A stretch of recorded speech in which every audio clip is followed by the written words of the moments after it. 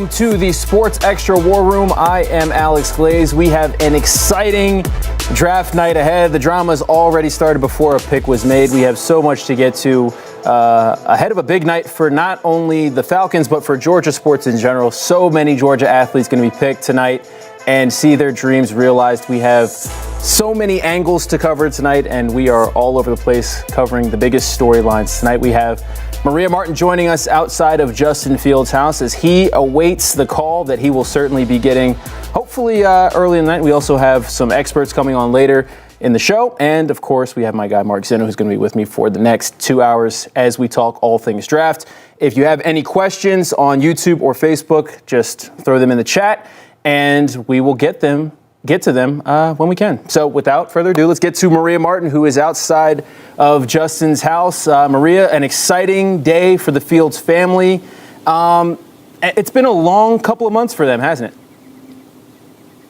Yeah, it absolutely has. You know, it has been an exciting day, but the thing about Justin Fields, anybody that has seen him, you know, on the side of the sidelines or just in general knows that he's pretty cool, calm, and collected all the time. So he's quote unquote excited. He doesn't really show that he's excited. The most excitement that I've seen from Justin during my live shot earlier today, he actually was behind me saying, hey, with his dog Uno. That's about as good as it got. He really likes to fly under the radar, likes to be cool, calm, and collected at all times, even though he knows that tonight is going to be really exciting. He has been all over the place in mock draft boards, Glaze, and it is very interesting to see where he's going to go. A lot of people think he is the clear-cut number 2 quarterback in this year's draft, but will he be the second quarterback picked? Probably not. We know that Trevor Lawrence, his rival, if you want to call him that, throughout their high school days, is going to be the probable number 1 overall pick to the Jacksonville Jaguars. But for the Fields family, they don't care where Justin goes. We've heard about the Falcons potentially wanting Justin Fields. Don't know if that's going to happen. Would be great to see him stay in his hometown.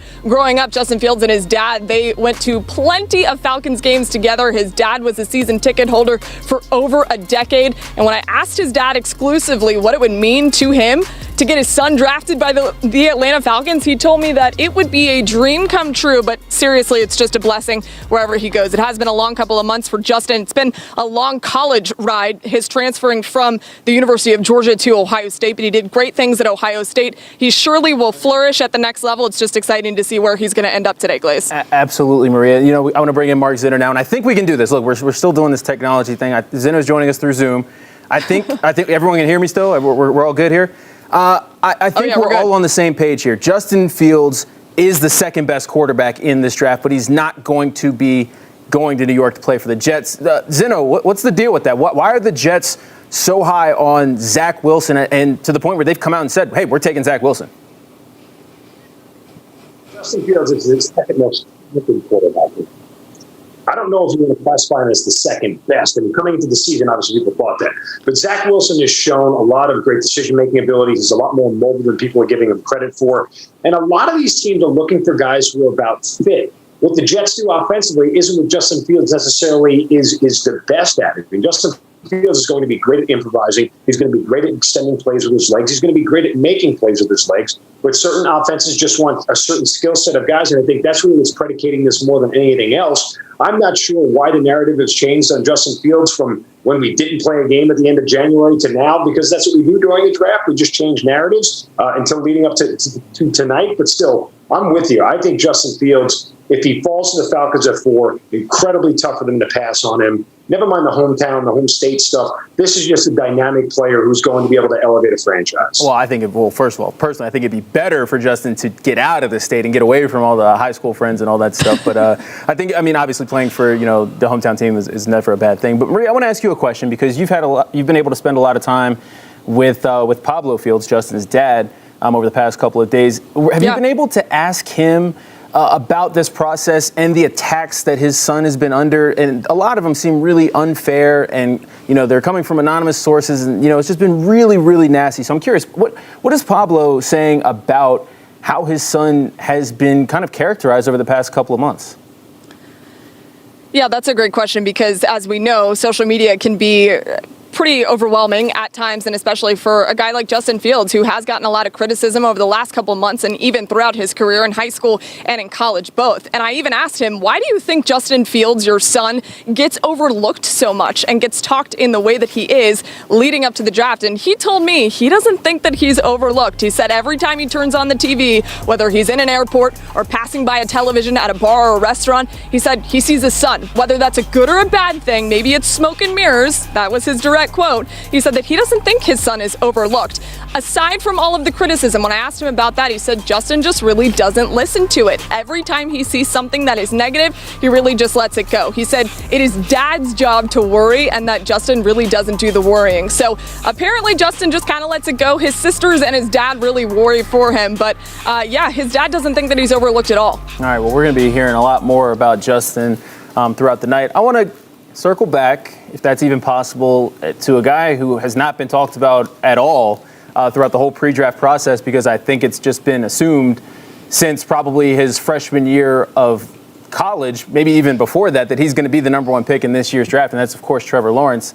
Guys, I mean, is this just the home run, can't miss pick, or what's the deal? Why is nobody even questioning Trevor Lawrence at 1? Zin, I'll start with you.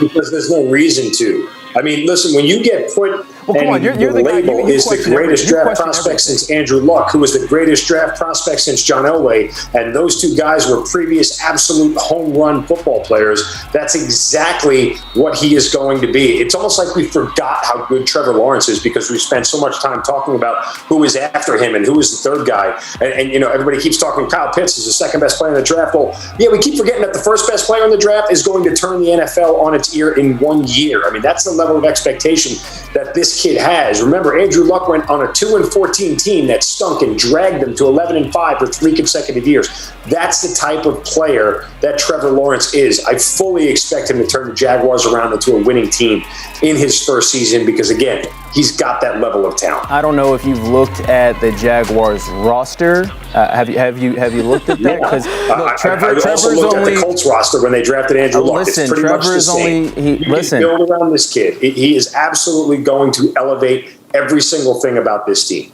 Okay, well, look, I think that Trevor is going to lose more games this next season than maybe he has in his entire football career. I think I saw a stat that he'd only lost 5 games total in all of high school and college, and that's just nuts. So, all right, Zeno's high on Trevor being able to jump in and be an impact player right away. Maria, what do you think about his ability? I think there's no doubt that he's going to be, a great impact player in time, but I think it's asking a lot for him to go to a situation as bad as Jacksonville's is and to just completely turn it around and do a 180.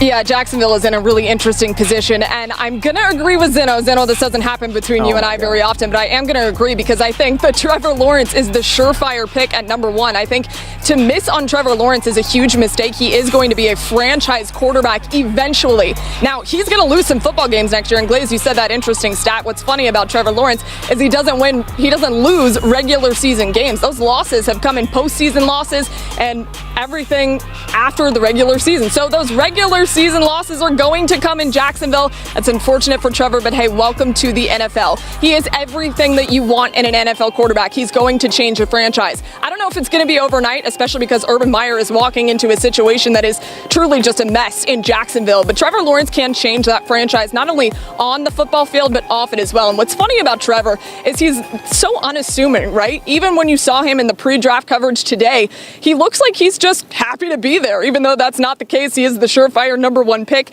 And I do like what Zeno said. I think people often forget how good Trevor Lawrence is because he's just been winning throughout his years at Clemson and at Cartersville when he was in high school. He is one of the best quarterbacks that we've seen in recent draft history. I truly believe he can change a franchise, but it won't be tomorrow. All right, we'll see. And of course, the big story around here is what are the Falcons going to do with their 4th pick? The draft really starts at the 3rd pick. We are assuming strongly that Trevor Lawrence goes 1, Zach Wilson goes 2, and then we don't know what's going to happen with the San Francisco 49ers. So there's been a lot of different reports out there. They could go with Alabama quarterback Mac Jones. They could go with North Dakota State quarterback Trey Lance. They could go with Ohio State quarterback Justin Fields. They could trade out the spot. We don't know what they're going to do, and all of that really will change what the Falcons do with that 4th pick.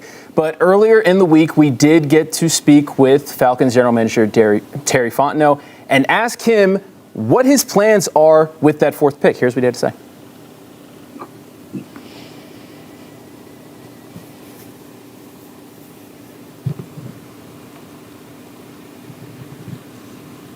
Whether you're talking about the quarterback position, which I assume you're alluding to, or you're talking about other position players, we're looking at all those. Anybody we want to bring in here, we want them to help us long term, and that's the investment you're making. He is a special player, and I would say, and there's a lot of players in this draft like this, but he's also a special young man too. Just if you look at his makeup, even being only 20 years old, so he is a very talented player.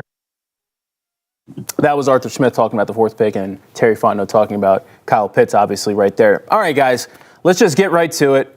You're picking fourth. Let's just say Justin Fields is off the board. Let's say the Niners, Kyle Shanahan is smarter than what a lot of people think he is, and he's not going to take Mac Jones. He's going to take Justin Fields. What do the Falcons do with that fourth pick? Maria, I'll start with you. You know, I think if Justin Fields is off the board, you're assuming that he goes to the 49ers and not to the Jets. I think you have to go with Kyle Pitts. He is, we're talking about how high we are on Trevor Lawrence. I'm about that high on Kyle Pitts being one of the best players in this draft. He's only 20 years old, but he is somebody that defenders are going to be confused by in his rookie season in the NFL. His size is uncomparable. He is sensational at the tight end position. And one of the things that Terry Fontenot and Arthur Smith both said in that press conference earlier this week is they want an impact player. That makes me think they want Kyle Pitts because he can make an impact probably in his rookie season. I would go with Kyle Pitts. There are some rumors that they're looking around to trade, but they've also said that they do have a guy that they like if he's available at number 4. I think that guy that they like is Justin Fields if he's available. Maybe. I don't know. Zeno, I saw you in the big screen. You hate the Kyle Pitts pick, but hold on. Let me talk for a minute before you jump in here. I don't hate the Kyle Pitts pick because I think that adding weapons to the offense is never a bad thing, right? I mean, yes, he's technically a tight end, but this is a guy that can line up in the slot. He's a mismatch nightmare when he lines up at the tight end or in the slot. I mean, Matt Ryan. If you give Matt Ryan this guy, along with Calvin Ridley and Julio Jones, assuming that he doesn't get traded, I think that is going to be, there's no excuse for that Falcons offense. They just got to produce. So I don't hate the pick. Zeno, why do you hate it? You definitely hate it. Why do you hate it? It is the only unacceptable pick that they can make out of the 3 or 4 options that they have. Look, this team right now is at a crossroads, okay? This organization is at a crossroads. And the crossroads are you going to tear this thing down and rebuild, okay? And if the answer is yes, Kyle Pitts is not a foundational piece of a rebuild. The first thing you need in a rebuild is a quarterback. And that is what you are here to get. I mean, this is a draft that is so deep in quarterback play, they don't come along often. Yes, you can get quarterbacks down the road. Sure, you can find them in free agency, but there aren't very many good ones in free agency. The Kirk Cousins, situation doesn't happen all that often. So that's probably not the way to go. And a quarterback draft this deep allows you the opportunity to try and draft that guy. Sure, Kyle Pitts is going to be a very fine tight end in this league. Some people have already deemed him a star. Some people have already put a bust in Canton for him. I'm not going to go that far. But I am going to tell you that the 4th overall pick needs to be a player that can change your franchise. Kyle Pitts, nor any tight end, is going to change your franchise because nobody builds around the tight end position. They are ancillary pieces. And the Falcons are not built to win a Super Bowl this year. And even if they draft Kyle Pitts, when they move on from Julio Jones and possibly Jake Matthews next year, guess what? They won't be in a position to win a Super Bowl. So, you are now wasting the easy money contract years of a rookie player on a team that is no good. And that's the problem, what they have to figure out. They really have to choose a path. And we'll know what they do when they make the 4th selection, what path they're on. If they trade back or they draft a quarterback, they are telling you we are here for the rebuild, and the process starts now. This is just not a team that's constructed. Even if you talk about how many points they can score on offense, you know what you're not talking about? The fact they still can't block anybody. That Matt Ryan has been sacked 130 times in the last 3 years. And the fact that they can't stop anybody on defense, that they have no defensive talent whatsoever to speak of. So Kyle Pitts, while a nice player, this isn't an indictment on him or his talent or his skill set. I'm sure he's going to be a great tight end in this league, but he's not a fit for the Falcons right now. I mean, if you want to rebuild, he is the wrong answer. And if you want to win this year, sure, he could be the right answer. If you'd like to be competitive and be fun, great. But you know what? You're going to be in a rebuild mode 2 years down the road with Kyle Pitts as the foundational piece, and it just doesn't work like that. I'll let you stand on your soapbox for as long as you want because we got to fill 2 hours. But my rebuttal to that is I come from the school the best defense is a good offense, and I just think there's nothing wrong with adding offense. Maria's got something to say. What you got, Maria?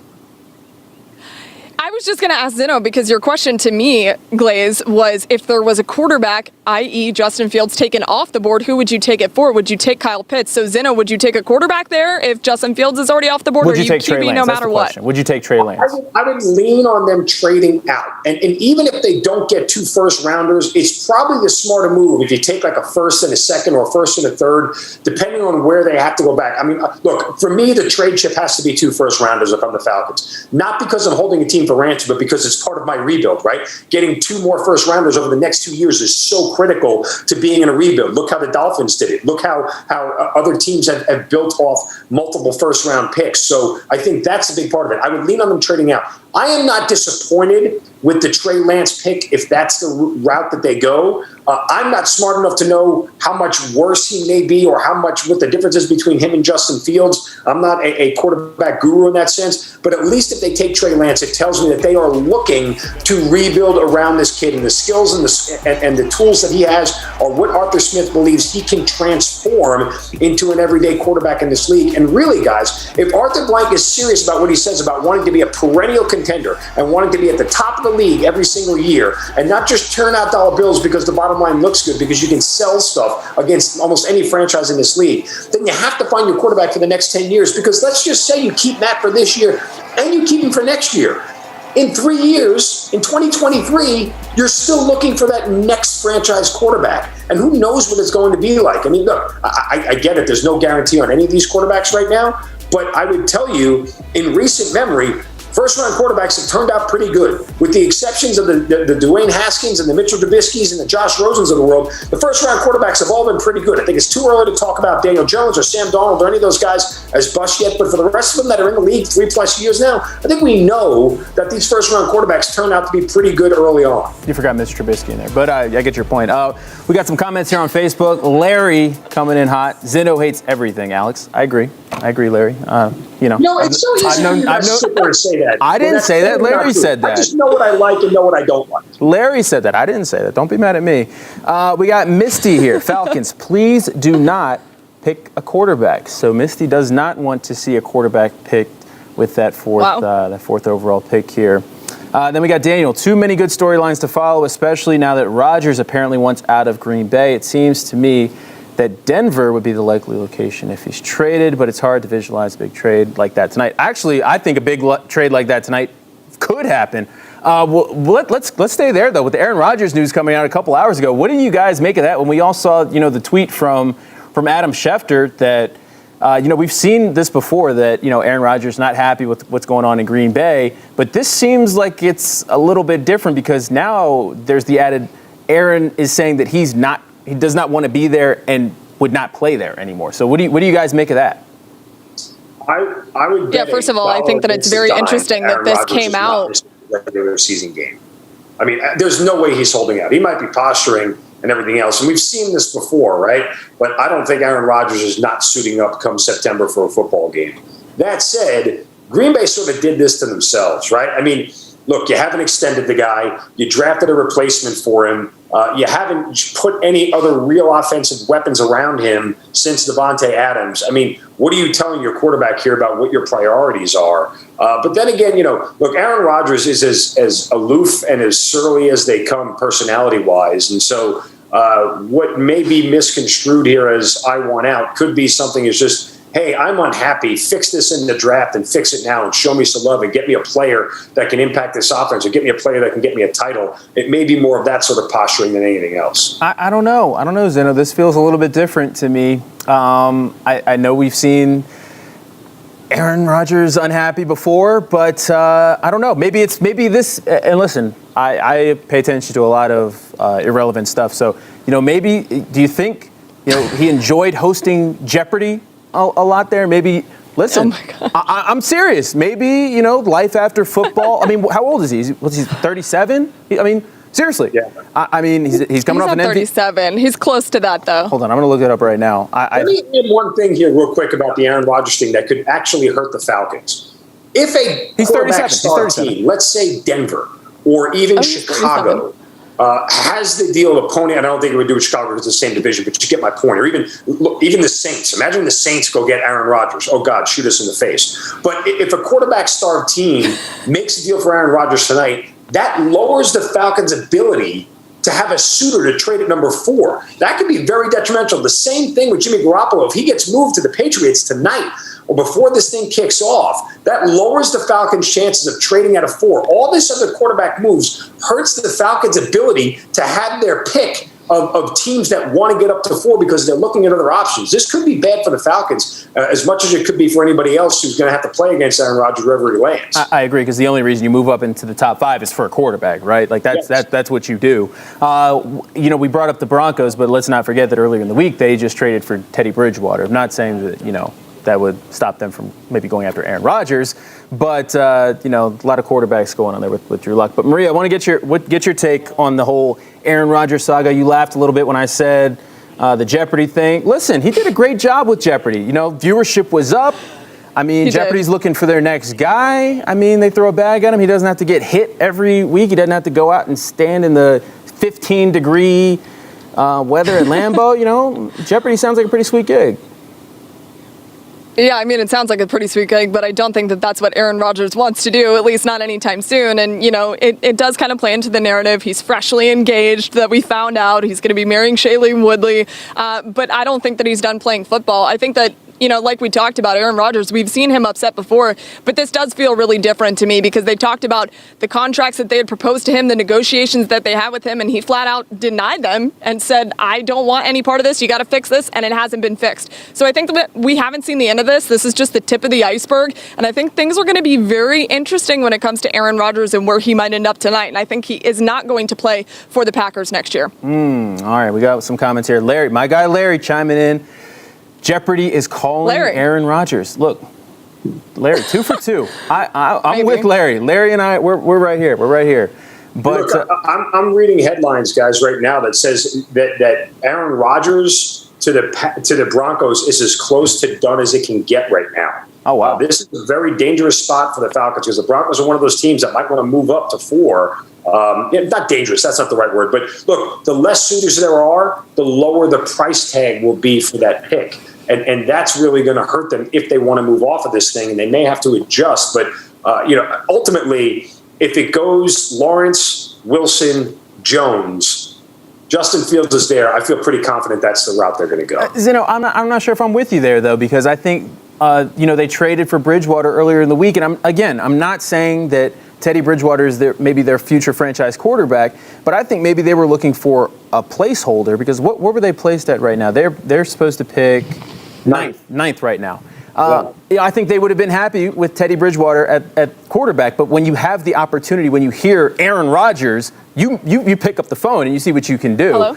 So I think that changed everything for them. Bridgewater back to Denver, back to Green Bay, so he could either work with and mold Jordan Love or start if Jordan Love isn't ready. I mean, Teddy Bridgewater is a suitable starter in this league. He's proven that over and over again, and he's a hell of a backup to have on the bench. So from that standpoint, I mean, it makes a ton of sense that they just acquired him and they'd ship him right to Green Bay before they ever had a chance. Yes, like you said, if you have a chance to get Aaron Rodgers, you go get Aaron Rodgers. You don't hesitate. You don't wait. You go get Aaron Rodgers because he's a guy who can make you a Super Bowl team. Absolutely. Well, we are about 6 minutes away from the Jacksonville Jaguars being on the clock, and We don't know what's going to happen. It's always crazy on draft night, but I think we know what's going to happen with that first overall pick. If you're just tuning in, we got Mark Zinno joining us and Maria Martin outside of Justin Fields' house as he awaits the call that he'll certainly be getting early on this evening, just a matter of when. And Zinno, let's move on here and let's talk about trading out of the 4 spot for the Falcons, because you seem to be really into that idea and starting the rebuild that way. I think that you're correct, but do you think there's also something to this being Terry Fontenot's first draft with the Falcons, and you're not going to be picking inside the top 5, hopefully, again, for a very long time? You have to make that pick there, or do you think that he's not so concerned about that as much as acquiring draft assets and making the right move long-term as opposed to a short-term splash? Look, as I said earlier, okay, I think Fontenot recognizes that this is a rebuild. And there's a couple of key points to that allude me to that or lead to that. One, he did not want to, and reports say he did not want to restructure Matt Ryan's deal. And the fact that they did it at the 11th hour, right before the new league year started, speaks to that because, again, restructuring Ryan's deal keeps him here longer than he wanted to.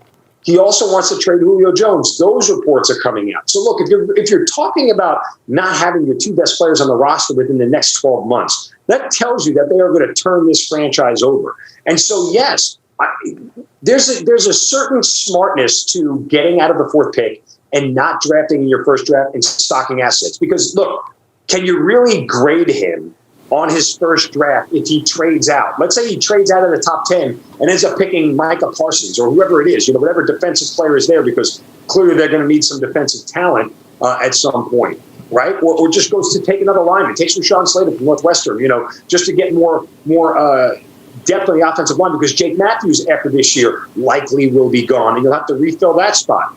I mean, can you really grade him on that? No, because he is continuing to stockpile assets. When you're going to start to grade him is as he turns the thing around. And the minute you signal a rebuild, every fan realizes that, you know what, we're going to give him a year of latitude, and you're going to give Arthur Smith a year of latitude because, look, we're starting this process and it takes a little bit of time. And so, yes, I've actually flipped on go get a quarterback to go trade out because I think the assets are critically important to a rebuild and getting those guys down the road. And you're going to set yourself up. If he plays the cards right, the Falcons can set themselves up for an offseason leading into 2023 where they can go get 2 or 3 major free agents. They'll have multiple first-round picks, and they can be back in the playoffs that year if they have the quarterback that can do it. All right, well, let's hear from the man himself, Terry Fontenot, on trading out of that 4 spot. And we've talked to every general manager, and that's just normal prior to the draft to communicate with general managers and see what teams are willing to do. But some things will only happen on the clock. And so we'll be prepared and we'll have went through the scenarios. But it's just a weighing process in terms of what we would get compared to the player that we think would be there. All right, so we will see what the Falcons do. Kings of Leon's on my screen right now. I'm sorry, I'm distracted. I'm trying to figure out what song they're doing. They look like they're having a great time up there. Great band. Maria, you were gone for a second. We were talking about trading that 4th pick. Zinno, big fan of acquiring draft assets. Terry Fontenot sees the advantage to trading if the right guy's not there at 4. What say you? I'm not convinced that Terry Fontenot is not blowing smoke and mirrors, honestly, and I don't think any of us really know what they're going to do because, let's face it, this is a new thing for him, and it's a new thing for us as well to try to figure out what he is thinking. I think he does know the benefit of potentially trading out and getting more picks. There is an obvious benefit to that. He has said that. Arthur Smith has said that. But I do think that they are very interested in one particular player. I don't necessarily know if that's Justin Fields or Kyle Pitts, but I do think they are focused in on one player. I don't think they want to trade. Of course, they're going to listen to different teams because they'd be doing themselves a disservice by not doing that, especially in the salary cap situation and disadvantage that they find themselves in right now. Zinno was talking about Julio Jones. I don't think that Julio Jones is going to be around next year either, based off of the things that Terry Fontenot and Arthur Smith had said earlier in the week. It didn't seem to me that they really were going to keep Julio Jones around, which is a sad reality for a lot of Falcons fans, but they are in a salary cap disaster. Trading down wouldn't be a bad situation. It would be good for the future of the franchise. I just don't think that this new regime is high on trading right now. I think it was D'Orlando Ledbetter of the AJC tweeted that the Falcons have to get I think they're $11 million over the cap right now. So they have to, and that's just to be able to sign their rookie class. So they have to move on from that quick, fast, and in a hurry. And after June 1st, I'm with you. I don't expect Julio to be with the Falcons. Once again, if you have any questions or comments, please send them to me on Facebook or YouTube. I am looking at them. I'm reading them. Please ask us questions because we're going to be here until 9:30, and that's a lot of time to talk. We want to enjoy this experience with you as we get ready for the 2021 NFL Draft. Kings of Leon going crazy right now. My friends texting me, Kings of Leon. I mean, yeah. Let's just clarify. Right now, the Falcons are $900,000 plus under the cap, but they'll need around $11 million space to sign their rookie class. free agent, Right. their rookie draft class. So thank you for again, and if they trade Julio Jones, and it will be a post June 1st designation, which means the trade won't be official until June 1st, and they won't be able to sign any draft picks until after June 1st. I mean, they can agree in principle, but they can't announce it because technically Julio Jones' cap hit would lower on June 1st after the deal is official. But that's the way it would go. And Maria, I don't think Julio Jones is going to be playing for the Falcons this year because part of getting rid of or opening up that cap space is moving off of Julio. I think they have full confidence in Calvin Ridley to carry the load as the number one wide receiver on this team. But I just don't know at this point. Look, if they are openly talking about fielding calls, it's darn close, right? I think they have what they want in place, and that should predicate some of what they do in the draft. I don't think that means they go take a wide receiver. To your guys' point, I think that Pitts may be an option if they really feel like it. But, look, Kyle Pitts does not replace Julio Jones. Let's just get that out there and put that on the table. All right, I'm going to cut you off there. Because no one said that. No one said that. Pitts is not going to catch 1,500 yards worth of passes. All right, yeah, I think we all realize that. All right, I'm done. Because now we're seeing that. Yeah, that's not the point. Nobody said that, Zeno. You're just, you just want to be mad just to be mad. There are some fans out there who think that. Okay. Well, we are not those people. We're looking right now. Also, I am saying that Julio Jones won't be playing this season. That's what I meant. Okay. I don't think he's going to be around this coming season. That's what I meant. Right. All right. Well, Yes, we agree. The Jaguars aren't on the clock just yet, according to my television, but it is starting soon as the clock is now past 8 o'clock. So, yeah, we are waiting for Commissioner Roger Goodell to come out and officially announce that the draft has begun. And guys, I want to, while we're doing this, because they just walked around to the people that are in Cleveland, got a quick shot of them. Zach Wilson, he looks like he is a sophomore in high school, right? Like, how is this guy the number 2 pick? I'm so confused. Please, someone, what am I missing? What am I missing, Zeno? I wouldn't judge a book by its cover because remember what Justin Herbert looked like with pimples on his face coming out of college, and look how well he turned out. So don't judge a book by its cover. Look, the kid can play. He's got a hell of an arm. I mean, you're watching it right here on the screen. You can see what this kid can do. He is very much a well, not to put it in the same class as far as talent is concerned, but he's a lot like Aaron Rodgers in the sense that he's got great mobility, can keep plays alive with his leg, and but with a flick of a wrist, the ball can go 50 yards in the air in the blink of an eye. I mean, look, this is a kid that has a lot of talent that a team can build around. I get why the Jets like him. I get why they moved off of Sam Darnold. But part of the reason why we don't know what Sam Darnold is because Adam Gase is a derelict NFL coach and should never have a job coaching in the NFL again. And that's really why we don't know what Sam Darnold is. We'll find that out when Matt Rule gets a hold of him in Carolina. Again, I'm not smart enough to know why Zach Wilson is better than Justin Fields or better than Mac Jones. But I will tell you that unequivocally, if everybody is looking at it this way, then you have to feel like the kid's got at least the moxie and the talent to be worthy of this selection. I don't think it's everybody feeling this way. I think it's the Jets feeling this way, and nobody's going to talk them out of it because then they're like, oh, wait, Justin Fields might fall down to me. I don't mind that. But I hate that you just compared Zach Wilson to Justin Herbert. Like, Justin Herbert didn't play in the Pac-12, and BYU is facing schools like South Florida, Utah State. I mean, no knock to them, but I'm not sold on him just yet. This kind of feels to me like Mitch Trubisky getting picked before Deshaun Watson and Pat Mahomes. That's just what this feels like to me. What do you think, Maria? You know what's funny about the Zach Wilson thing? I've just been thinking this ever since you said that he looks young, and too young to lead a franchise. Somebody tweeted at me whenever I said that I feel ancient when I quote tweeted his tweet with a selfie of himself in the mirror. They said, "Welcome to the sweet life of Zach and Cody. I'm Zach Wilson." It cracked me up because he really does look like he should be on the show. I just had to get that out there. I think it's funny. The best tweet that I've seen so far tonight has been that Zach Wilson looks like he's in High School Musical but chose sports instead of the band. It's good. It was perfect. It's really good. He's an incredible quarterback, though, and I know what the Jets see in him. Aside from him looking like he's 12 years old and shouldn't lead a franchise, he's fantastic. Absolutely. All right, Zeno, well, I want to circle back to this real quick because we got the tweet now coming from Mark Schlereth about the Aaron Rodgers deal being about as close to done as possible. Do you see this being something that happens on draft night? Crazy things happen, trades happen. Do you see this getting done tonight? Yeah, I mean, there's no reason not for the Packers not. If you're going to do it, you have to do it now, right? I think you have to be able to look at the rest of what you need and how things are going to change for you. I mean, look, for the Packers, it may be if I'm getting rid of Aaron Rodgers, who's keeping plays alive with his leg and making receivers better, I'm going to Jordan Love, or if it's Teddy Bridgewater in return, whatever it is, I may need another offensive lineman to go play. I mean, I may need more depth and more strength on my offensive line. That'll change everything that they do. Or they may say, look, now is the time to go get this great wide receiver that we have. You know, we'll be at 9. We'll be able to go get somebody at 9 where we can have an impact player, whether it's a Jalen Waddle or Devonta Smith or whatever it may be. You know, it's that type of play. You need to know that going in, right? So, yeah, they have to get this done. And if it gets done, Glaze, this would be I'm trying to think of it other than like, you know, Eli Manning and Phillip Rivers. I don't know if there's a bigger. I think this is big. I think this is bigger than that in my lifetime. I think this is bigger than that because 83. This is bigger because Aaron Rodgers is coming off that MVP year. I mean, Aaron Rodgers is the reigning MVP. This is bigger than that for me. And I think, I mean, you all correct me if I'm wrong here. I think that if this trade happens, the Broncos become instant contenders.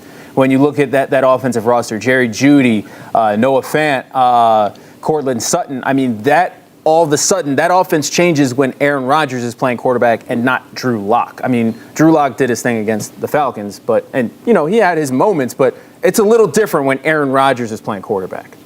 And just think about I hate to make this comparison, but one of the things. Go ahead, Maria. Go ahead, Sino. Go ahead. No, I was just saying, just think about Aaron Rodgers versus Patrick Mahomes twice a year. How awesome is that going to be to watch? Go ahead, Maria.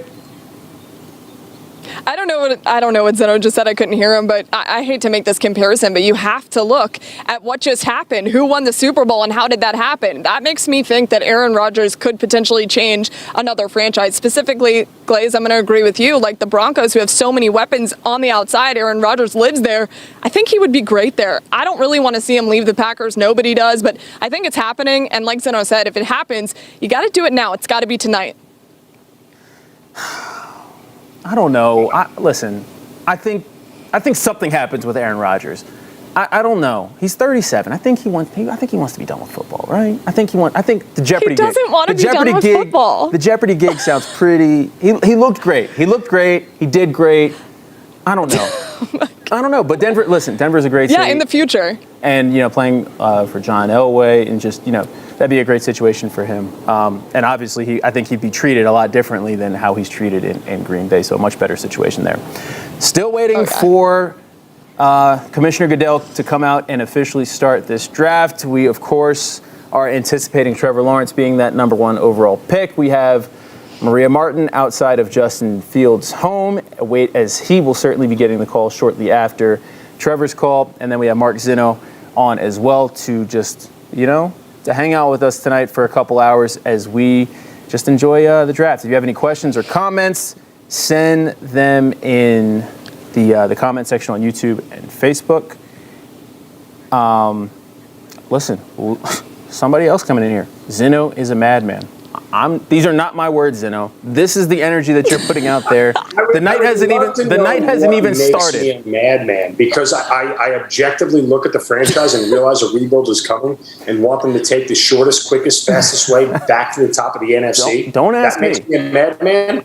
Don't ask me. But look, we have a lot to get to tonight, and I want to start here with Justin Fields. But before we send it out to Maria, we spent a lot of time with Justin over the years, as of course he went to Harrison High School. You know, his sisters play sports around here as well, and the Fields family is enjoying this moment as their big brother, their son, gets ready for his moment.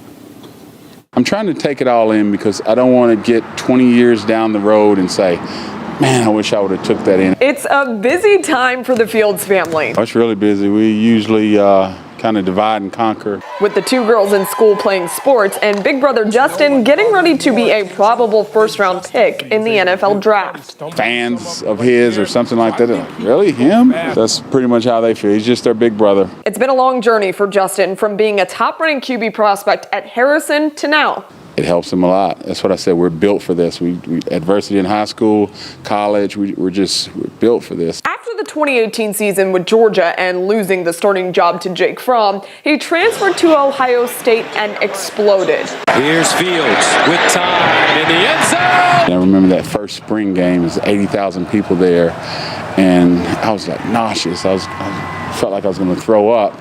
And I looked down on the field. I was way up in the stands, and he was dancing. I was like, this dude is dancing. I think he was born for this kind of stuff. There's a saying when it comes to Fields, that's just Justin being Justin. Not nervous, not excited, just Justin. Whoever picks him tonight will get the same person every day off the field. He's a cruise ship, you know what I mean? If you ever look on the sidelines, if he throws a pick, same faces if he throws a touchdown. His talent on the field makes him one of the best signal callers in this year's draft class. He's had more draft coverage than anybody in the draft, so whether it's good or bad, I don't think he's overlooked. And there's been so much made about Justin over the past couple of months in this pre-draft process. You know, some have come out and said that he is a bad teammate. Some people have said that he can't lead an NFL team. Some have said that he doesn't progress through his reads. He stays with and stares down his first receiver.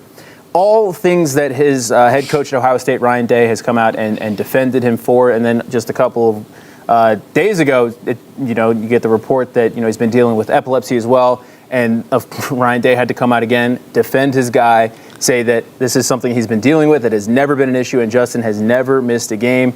And, I caught up, Maria, with one of his former teammates, Eric Stokes, a couple of days ago and asked him point blank, just, who is Justin Fields? What kind of guy is he? Is this stuff true?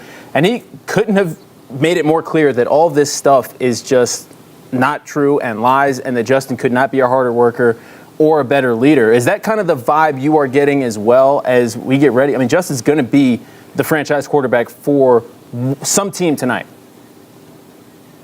Yeah, he is, absolutely. And I think part of what happens whenever you rise into anything, right, in life, you have haters. And he has those. He certainly does. And I think that him putting it to the side and not listening to it is very important, because everyone that I've ever talked to about Justin Fields has nothing but great things to say about him. I've even talked to Matt Dickman, his head coach when he was in high school. And all he said is he's a hard worker. He goes into the film room early. And when he makes a mistake, he just stays the same, but he tries to correct it right then and there. I mean, he has said nothing but incredible things about Justin this entire time. The epilepsy reports that came out, there's a reason why those never came to fruition. It's because it hasn't been an ailment to him playing football. He's been able to rise above that. He's been able to control it. As we know, football players in the past have been able to manage it when they're in the NFL as well. So it's not a problem. Teams don't see it as a problem. And his character has not been in question until people started to, run their mouths on Twitter or what have you. All teammates have come out to back him, and there's a good reason for that. I think a lot of it is smoke and mirrors.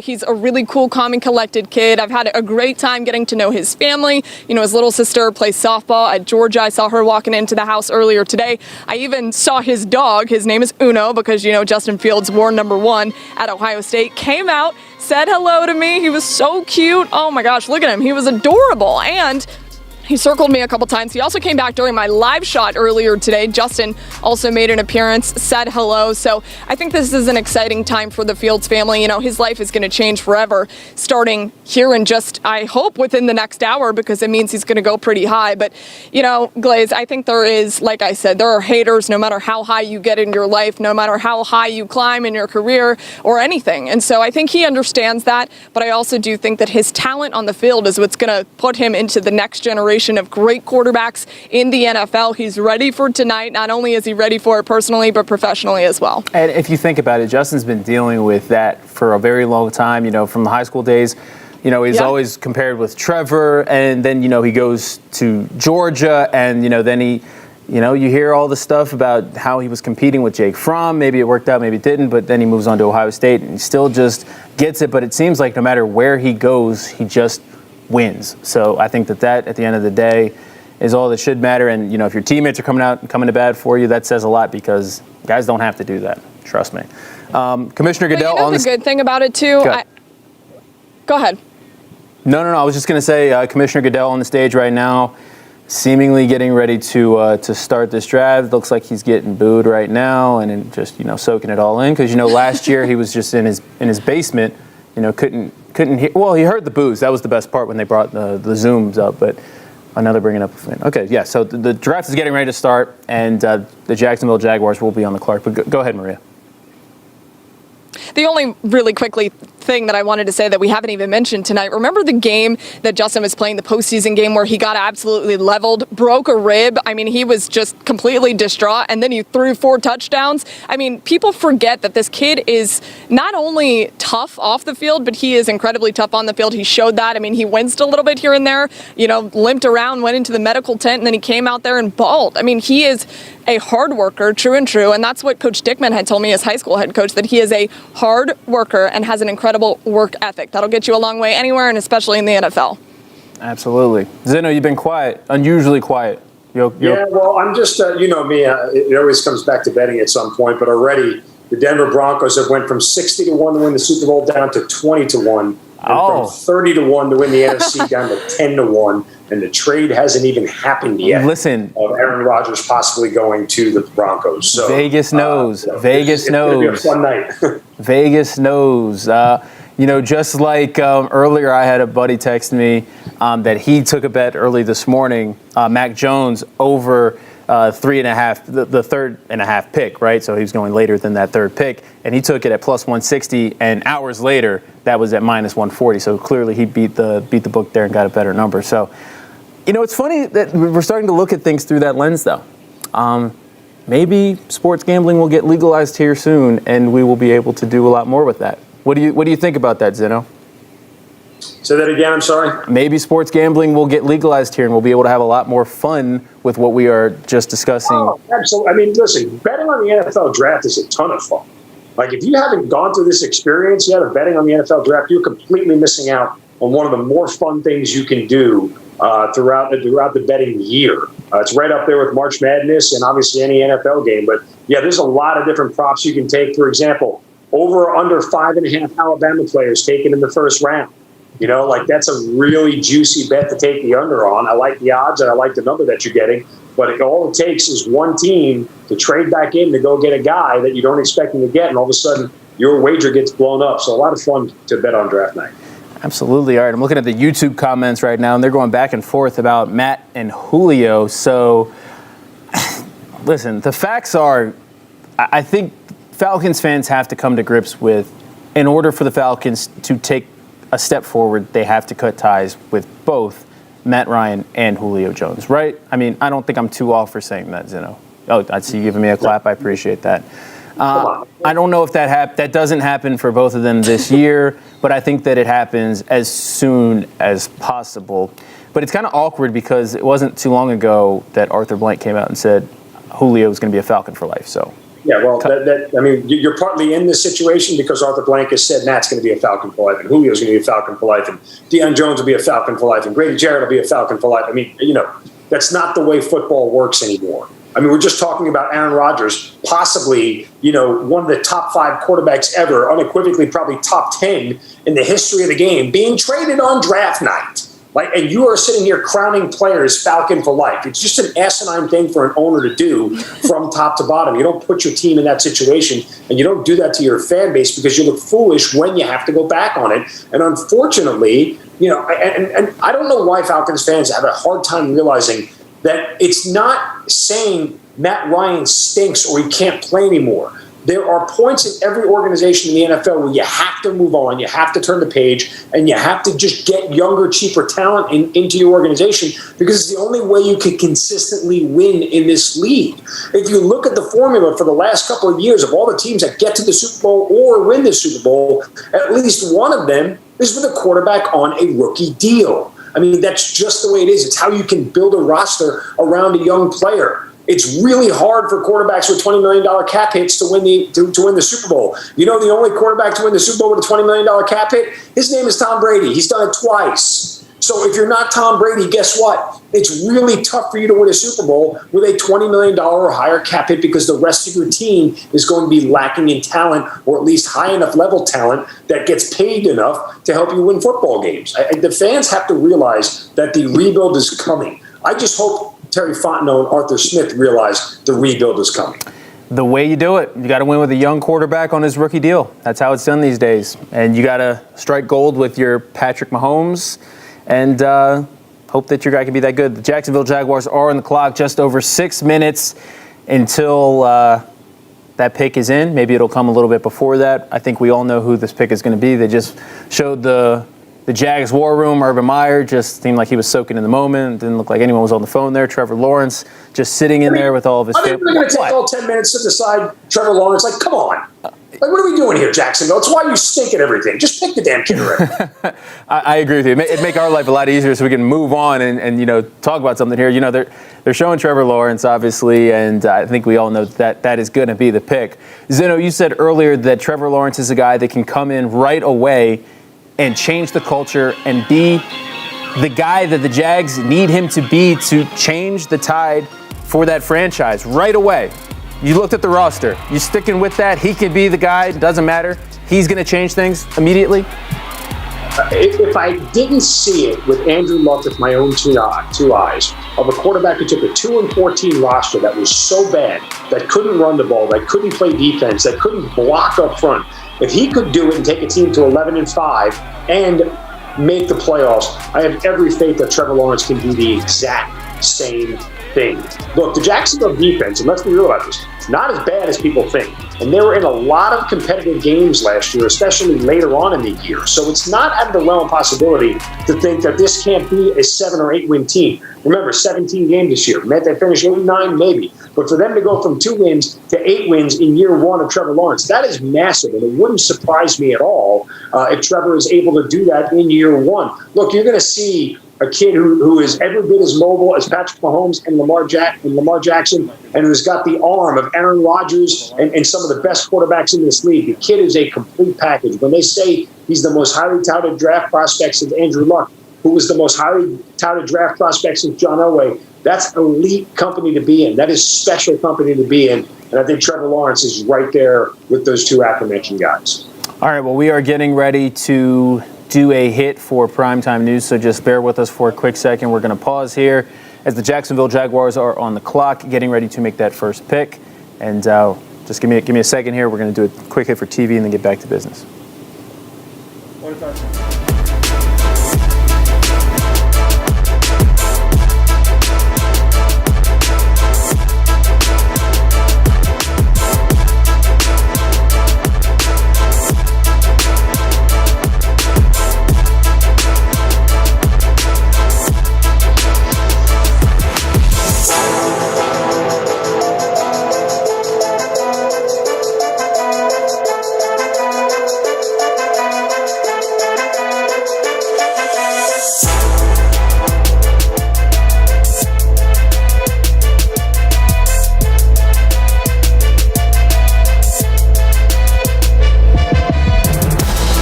Alex Glaze in the Sports Extra War Room on draft night. The Jacksonville Jaguars are on the clock, and we are waiting to see who they will take with the first overall pick in the 2021 NFL Draft.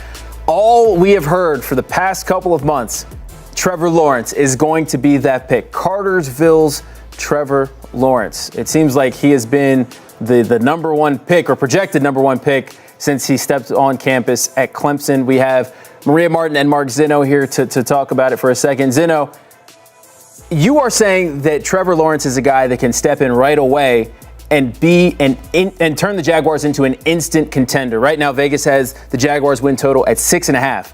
How you feeling about that? I mean, look, depending on the value that I get, on what the plus, on what the over is, whether it's plus 200, 300, whatever it may be, I like it. I mean, that's a very winnable division. Nobody in that division is great. right? The Titans, who won the division last year, they're not great. They dumped some games to some teams that they shouldn't have last year. Clearly, the Texans are going to struggle. And the Colts are very good and very well coached. Let's see what they are with Carson Wentz at the helm. I think, Frank Reich is probably one of my favorite coaches in the league, if not near the top of the list. But that's it. Again, it's a division that doesn't exactly have a clear-cut favorite every single year, right? It's not like, in the Tom Brady, Bill Belichick days of the Patriots where it was just them and then the rest. That's a winnable division for every single team. So it's not like you're asking them to climb a mountain. It's not like they're going through the AFC North where you got the Ravens and Pittsburgh and the Browns who all made the playoffs last year. I just don't think it's that tough of a division to play in on a routine basis. So, yeah, it wouldn't, with the extra game, it wouldn't surprise me if they could win 6 games this year. All right, well, the pick is in for the Jags. They're going through all the quarterbacks right now. Byron Leftwich, Chase Daniel, Blake Bortles. You're looking at that and you're like, oh, geez. But we're assuming that first pick is going to be Trevor Lawrence. We're going to find out in just a couple of seconds. Urban Meyer, excited about the pick as we see right now on the screen. Maria, how do you think Trevor feels about going into that situation? Because that is not an easy situation to go in for a guy. I think he's lost 5 games total throughout his high school and college career combined. I think it's going to be a different situation than he's used to. Yeah, and he doesn't lose regular season games, right? Yeah. I think one of the biggest transitions for him to the NFL is going to be losing. He's going to lose in Jacksonville, and he's going to lose this season. I think that's going to be the biggest thing for him to overcome.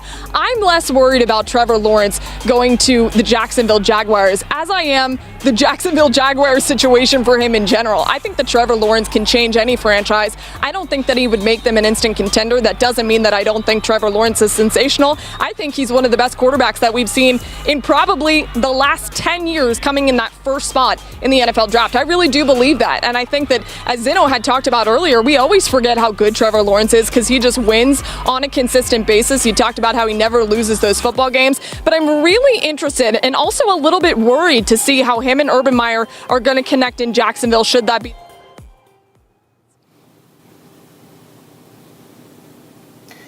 And the Jaguars just picked Trevor Lawrence with that first overall pick. I don't think that is a surprise to any of us here. Such a great moment for him, such a special moment for him as he gets ready to enter the NFL and enter a new chapter in his life where, like Maria said, I think he's going to have to get used to losing for a little bit. He's only lost, I think, 5 games total throughout his high school and college career. Jaguars is a tough situation, but congratulations to him. We are going to continue this conversation on YouTube and 11 Alive's Facebook page, so go there. We'll be right back.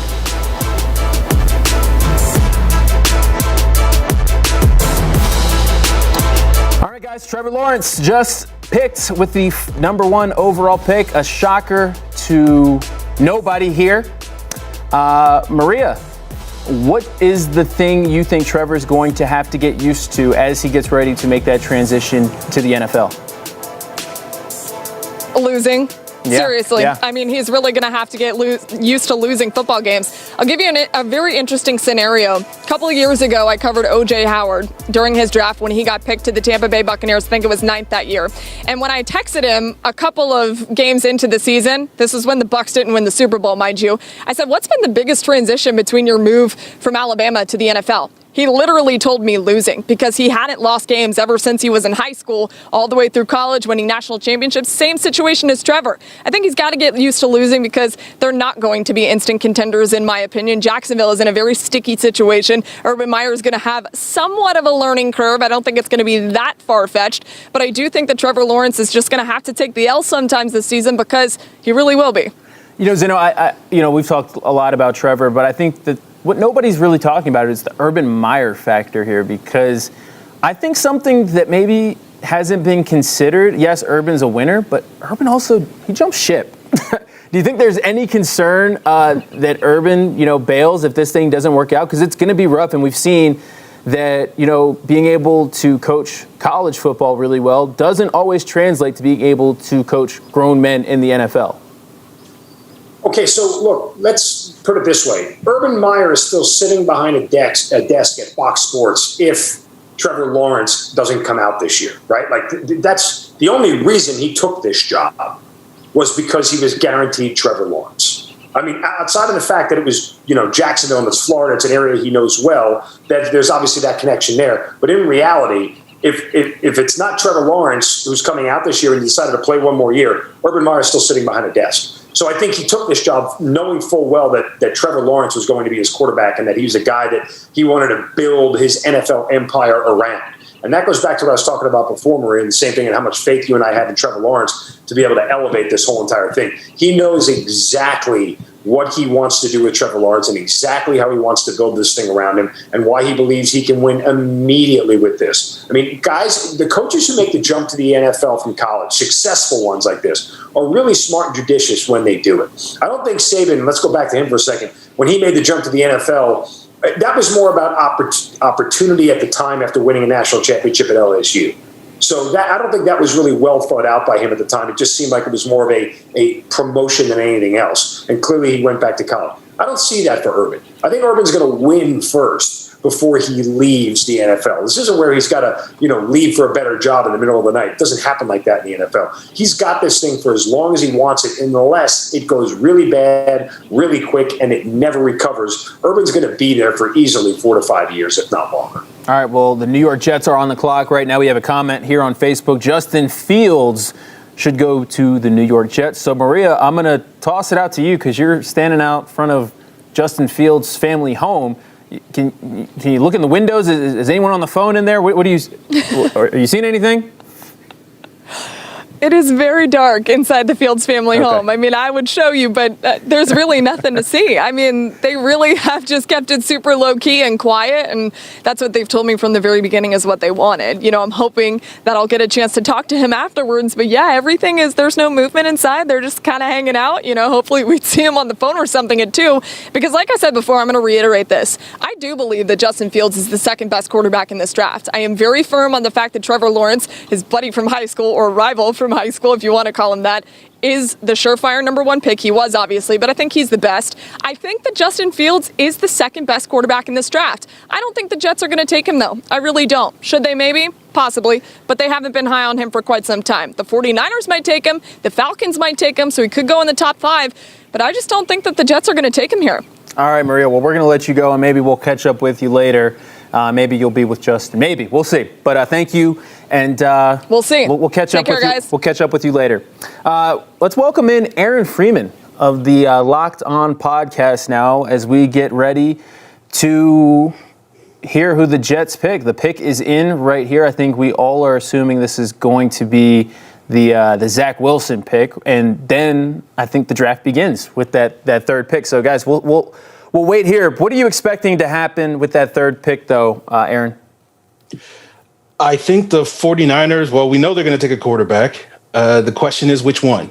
And everybody keeps saying it's Mac Jones. I have a hard time believing that the 49ers are going to trade up all that way, give up all those assets. Mac Jones is a heck of a quarterback. Reminds me a little bit of Matt Ryan.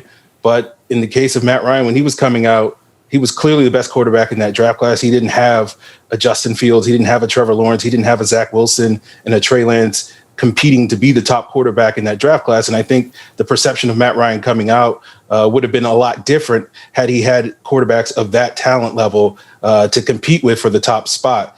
So for me, it's one of those things where with the 49ers trading up all that way to get a quarterback, and you're looking in their own division where they have to compete with Russell Wilson. They have to compete now with Matt Stafford, who upgraded what the Rams did from Jared Goff. You have Kyler Murray in Arizona. And then I don't think you draft Mac Jones thinking that he's going to be the best quarterback in that division. I think you go with someone like a Justin Fields, who I think is the second best quarterback in this draft after Trevor Lawrence, second best player in this draft after Trevor Lawrence. So that's what makes sense to me. But all indications seem to be that they're going with Mac Jones with that number 3 overall selection. It's not a bad pick, but I think there are better options for them available. All right, well, the pick is in. Commissioner Roger Goodell is at the podium right now. Let me just wait and see who that second pick is so then we can really get into it as the Falcons sit right now still with that 4th overall pick. Zach Wilson is the Jets pick. And I don't think that's a surprise to anybody. So now the question that we have been asking for so long is just moments away from being answered. What will the San Francisco 49ers do with that third overall pick, and we will see how that affects the Falcons, guys. What are you expecting, Zeno, from this third pick now that we have Trevor Lawrence and Zach Wilson solidified at 1 and 2? What are you expecting to happen at 3?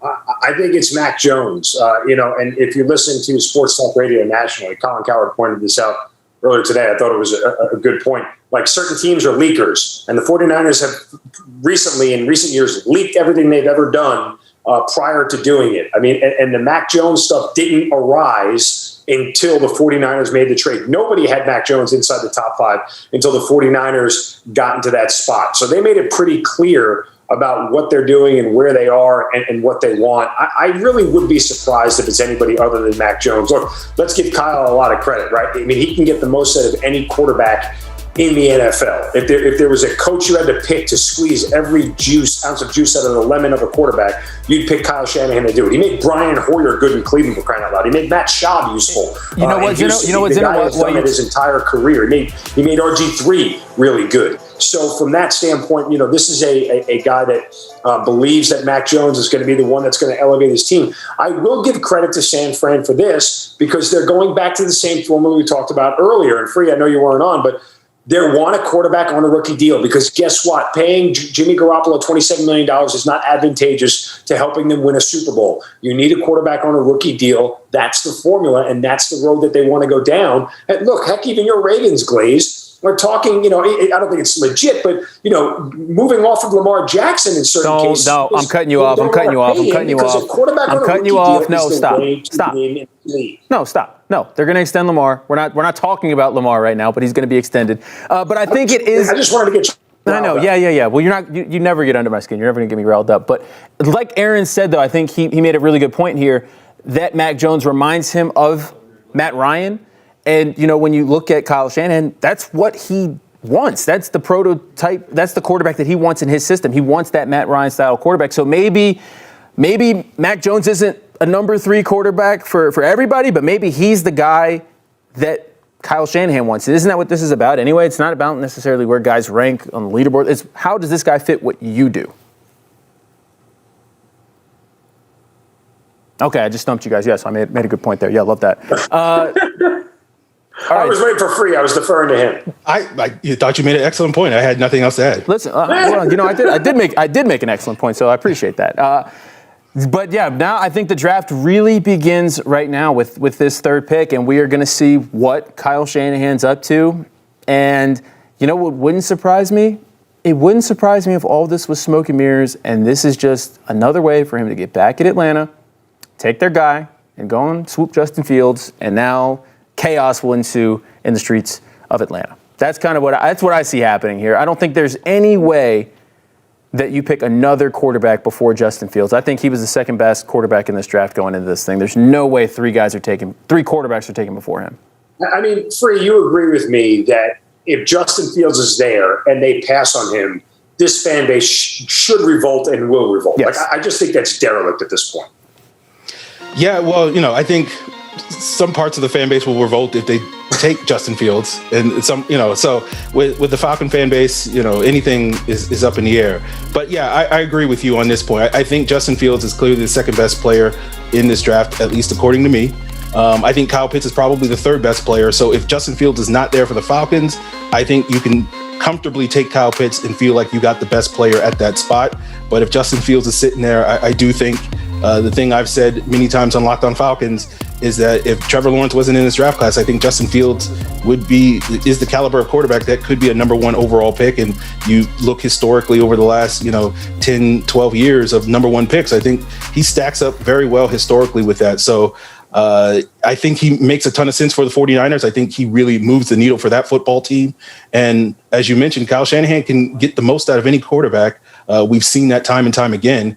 And imagining his mind with Justin Fields' physical ability and toughness, and I'm certain, looking at Trevor Lawrence go to Jacksonville, looking at all the knocks that he's had, I think, Trevor Lawrence may not have a chip on his shoulder, but I think Justin Fields will enter this league with a chip on his shoulder. Oh, Justin Fields has had a chip on his shoulder since high school, because I think the biggest I don't even know if this is a knock, but the biggest slight to Justin Fields is that the timing of everything is he just so happens to be in the same class, in the same state, and just around Trevor Lawrence. So the comparison, he's just being constantly compared to, I mean, so far, one of the best high school quarterbacks and one of the best college quarterbacks and we'll see what he does in the NFL, but just being compared to a great quarterback throughout your entire career, I mean, some people always have him second. I think that'll definitely just put a natural chip there. We're about 2 minutes away from seeing what the San Francisco 49ers will do with that third overall pick, and then we can get into the nitty-gritty of what the Falcons will do. Go ahead, Zeno. What do you got? I just wanted to ask Aaron real quick. By chance, if in the next 2 minutes, if the 49ers end up taking Justin Fields,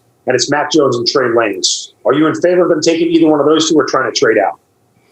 I would take the quarterback. I think, Zeno, you and I don't always agree on everything, but I think the points you've made about what's in the best interest for this football team long-term future, I think you secure the quarterback position. You just have to look around the league and see all the teams that have been scrambling to try to get competent quarterback play. And the Falcons have a unique situation where if they like the quarterback, and, my opinion is one thing, but it really boils down to their opinion on the quarterback. If they think one of these guys is capable of being, a top 5, top 10 quarterback, and I personally think both Trey Lance and Justin Fields have that type of potential, you got to take the quarterback, even if that guy may wind up sitting the bench for a year or two here in Atlanta, sitting behind Matt Ryan. But it's in the best interest, I think, of the team long term.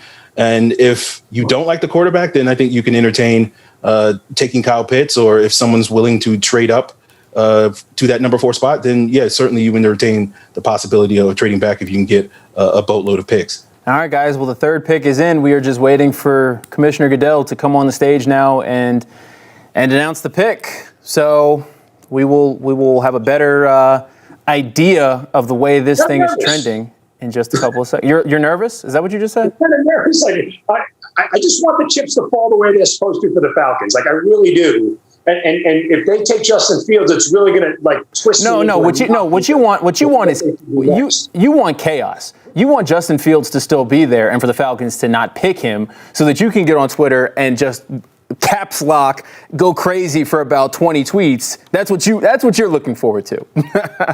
One of my friends know me so well, and Aaron, I'm here for the chaos. I am for this fan base. But again, my thing is honestly, I can't get past the idea of them taking Kyle Pitts from the standpoint of it doesn't help you in the short term or the long term, because I don't know that it makes you good enough to be anything more than a one and done playoff team.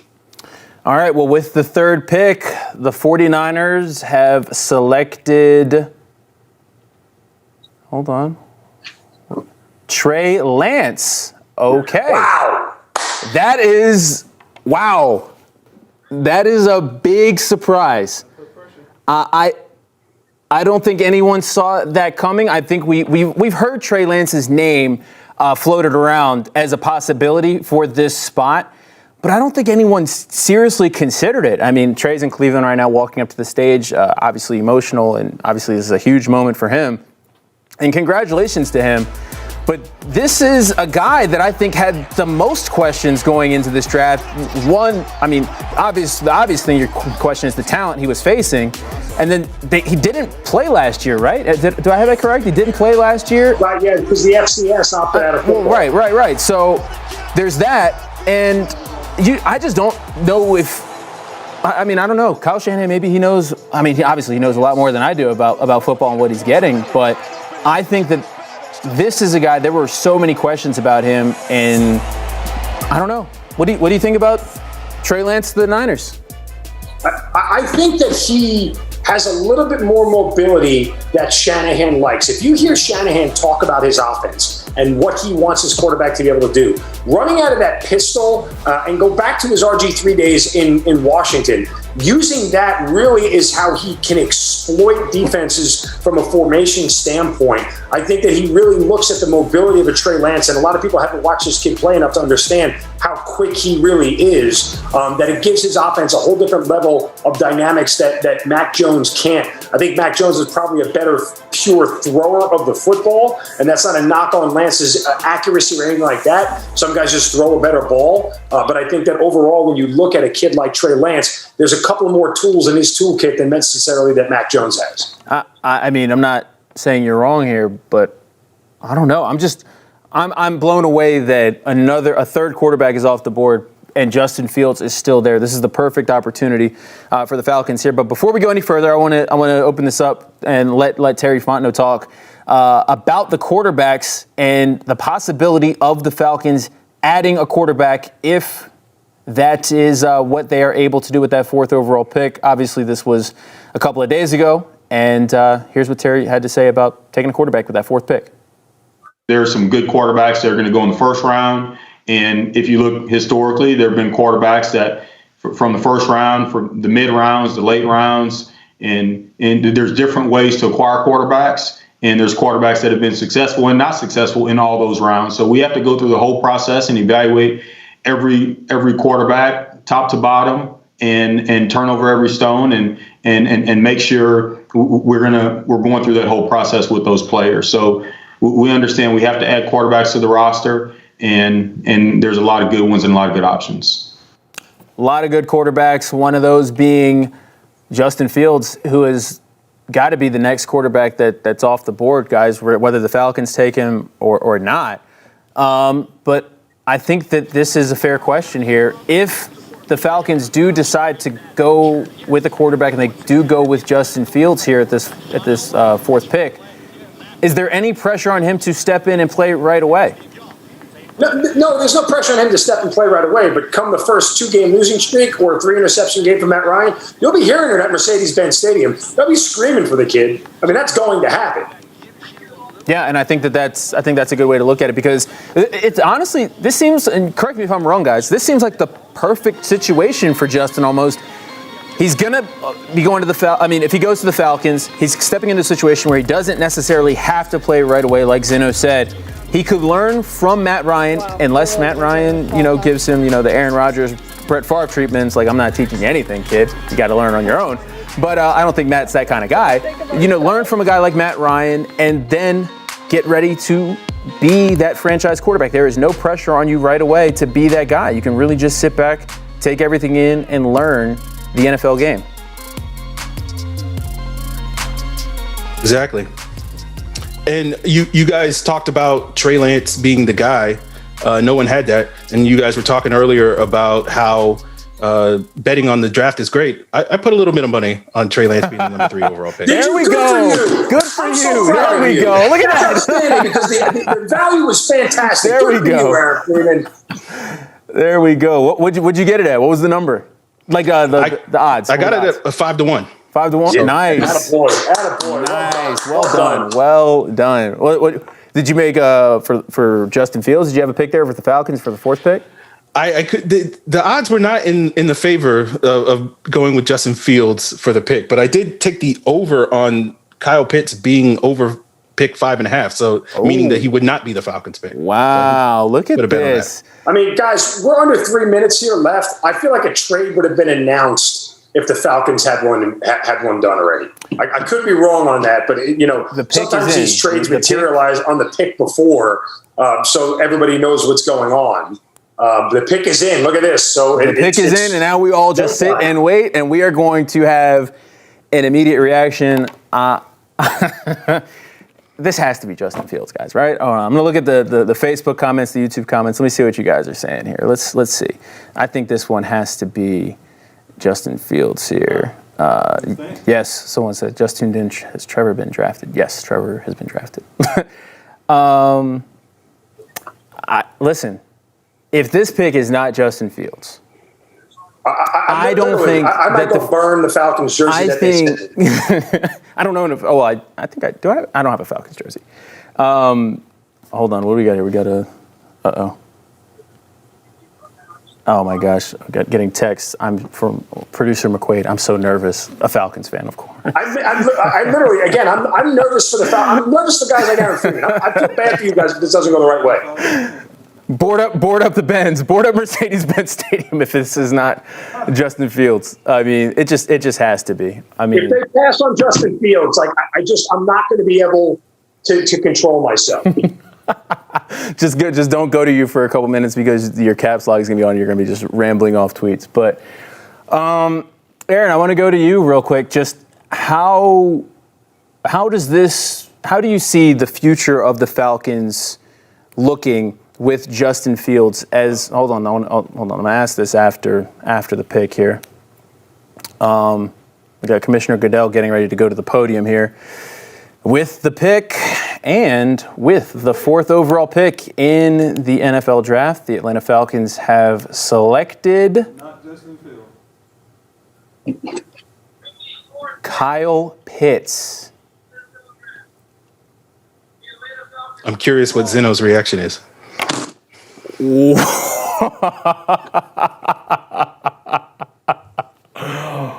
mean, What? I cannot.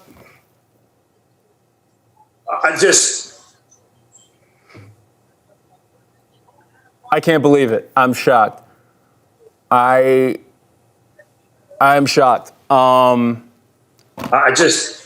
Aaron, I'm sorry. I truly Aaron, feel bad for you. Aaron, do you have to go? I think for Falcons fans, you deserve so much better than this. You really, really do. This is just complete dereliction of duty by Fontenot and Smith. This is not going to end well. This does not make you a playoff team. This doesn't help you block better. It doesn't help you cover anybody. It doesn't help you get to the quarterback. It doesn't help you do anything other than score more points, which have never been a problem to begin with. This is just bad. I feel bad. I'm sorry. You deserve so much better than this. You really do. I can't believe it. I don't know how this helps. I don't know. I don't have a problem with Kyle Pitts necessarily because I do think that he's going to be a great player in the NFL. I think he's a lot more than a tight end. I think that, like we said earlier, Zeno, he's a mismatch nightmare in the slot. Tight end, obviously, he's going to be a factor. But to your point, this ain't it. This ain't it. Justin Fields was there. Whatever. That's just wow. The sad part is that Fontenot and Smith do not recognize that they have a rebuild in front of them. We got to pause for the stream. They do not recognize that they have got to turn the page on what this team was. Zeno's going off. We'll be right back on the stream. I got to do some TV stuff. They don't recognize this is so problematic. It's so problematic.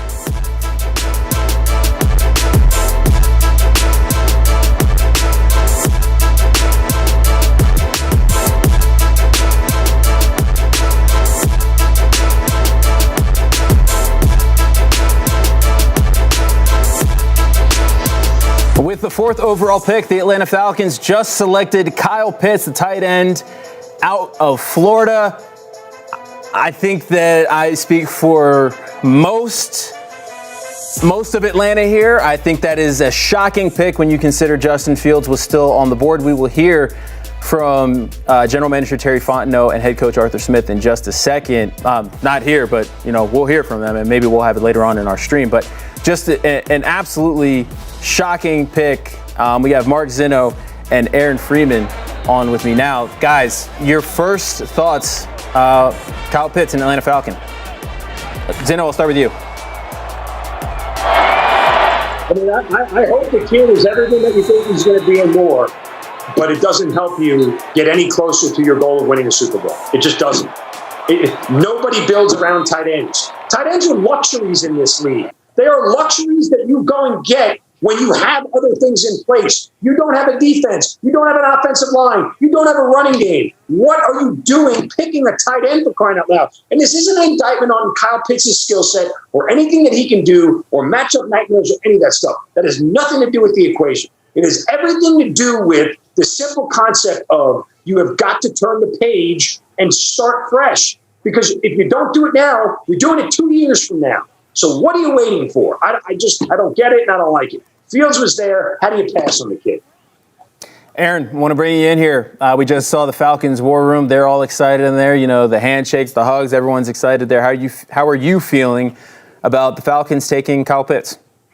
I'll be honest. I'm a little disappointed. I think Justin Fields was the right pick for them. I think he was the one player in this draft that was better than Kyle Pitts. But I will say, to play devil's advocate to Zeno, as usual, Kyle Pitts is a heck of a football player. He can be the type of player that I think Julio Jones has been for the last decade, the type of guy that you build an offense around. That's a pretty promising duo long-term in terms of Calvin Ridley and Kyle Pitts. Certainly Matt Ryan is happy. If the Falcons organization truly believe that Matt Ryan has 3 to 5 more, great years left in him, and there's reasons to hope that. We've seen him operate at a high level in an offense similar to what Arthur Smith is bringing in Kyle Shanahan. And so they're betting on, I guess, the short-term value of Kyle Pitts rather than the long-term. That's a decent bet. I mean, it's a safe choice to roll with Matt Ryan as opposed to rolling the dice on a young quarterback, but it may be a bit of a gamble in terms of the long-term value, because you may be in a situation, I don't know how many more losing seasons Matt Ryan and this coaching staff now, given this choice, are going to be able to survive, because it's very reminiscent of what the Chargers did in 2017 when they had Phillip Rivers at the same age as Matt Ryan is. They hired Anthony Lynn as their head coach. They had an opportunity with a top 10 pick to take Patrick Mahomes or Deshaun Watson. They passed on him. They took Mike Williams. I think Kyle Pitts is light years better than a player than Mike Williams is. But the minute they had a losing season, Phillip Rivers is out, Justin Herbert was in, and shortly thereafter, Anthony Lynn was out. So they're attaching themselves to the hip with Matt Ryan. I don't think that's a bad bet, but it certainly is one that you can question a little bit. I think it's one that you can definitely question. This, Aaron, and here's what will drive me even more insane than I feel right now, is when you go in the 4th round and try to pick up Kellen Mond or somebody like that as the heir apparent. Like, that's even dumber. Now you're wasting a pick on a guy that you don't even think that highly of to go back up Matt Ryan. At least now, what they're telling you is simply that Matt Ryan is here for the next 3, 4, 5 years, as you said. It's not a situation where Matt's gone after 2 years. They are fully staying with Ryan through the end of this contract, and maybe a year plus after that, I would say. I would agree. Yeah, I think that if anything, for me, this just signaled that the Falcons are planning to stick with Matt Ryan a lot longer than just a year or two. I think that they think he's got more in the tank, and I don't know. Do you guys see that? Zeno, do you see three more years, 4 more years for Matt Ryan of being able to produce? And we saw what that offensive line was last year. I mean, I don't know if he can take 3 more years of a beating like that. I would agree. I mean, if he continues to get beat up the way that he has, it's going to be less than 4 years. But the one thing that I will take solace in is that at least they've committed to the direction that they're going. They are now sticking with Matt Ryan, which is fine because Matt's a good quarterback. There's nothing wrong with Matt Ryan as a quarterback. However, I mean, for a guy who's going to be 36 years old at the start of this year, you're committing to a guy through his 40th birthday, and I just don't know how well that works out for everybody. And again, I think that taking a quarterback now in the 3rd or 4th round is just useless at this point because you're never going to play the guy. Short of a Matt Ryan injury, he's never going to see the field. You're not going to give this dude reps for the sake of giving him reps to see what you have. You're going to play your highly paid, highly priced, high-value quarterback. Like the guy you draft in the 4th round is never going to see the field, ever. So why even take it? It's a waste of a pick. All right, guys. Well, we are going to continue this conversation on the 11 Alive YouTube channel and 11 Alive Facebook page. So join us there. That will do it for us for now from TV.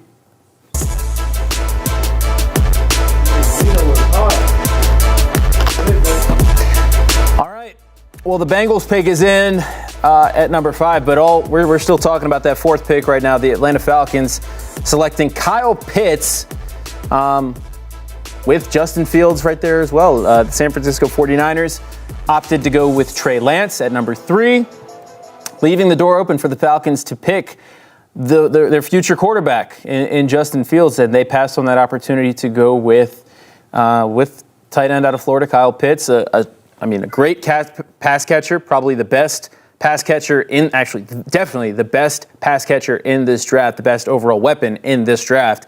But I think as we all look at the Falcons, and we're talking with Aaron Freeman of Locked On and Mark Zinno, we're looking at the big picture here and the future of the Falcons, and I'm not so sure that Kyle Pitts is the best long-term solution for the Falcons' problems. What do you say? What do you say to that, Aaron?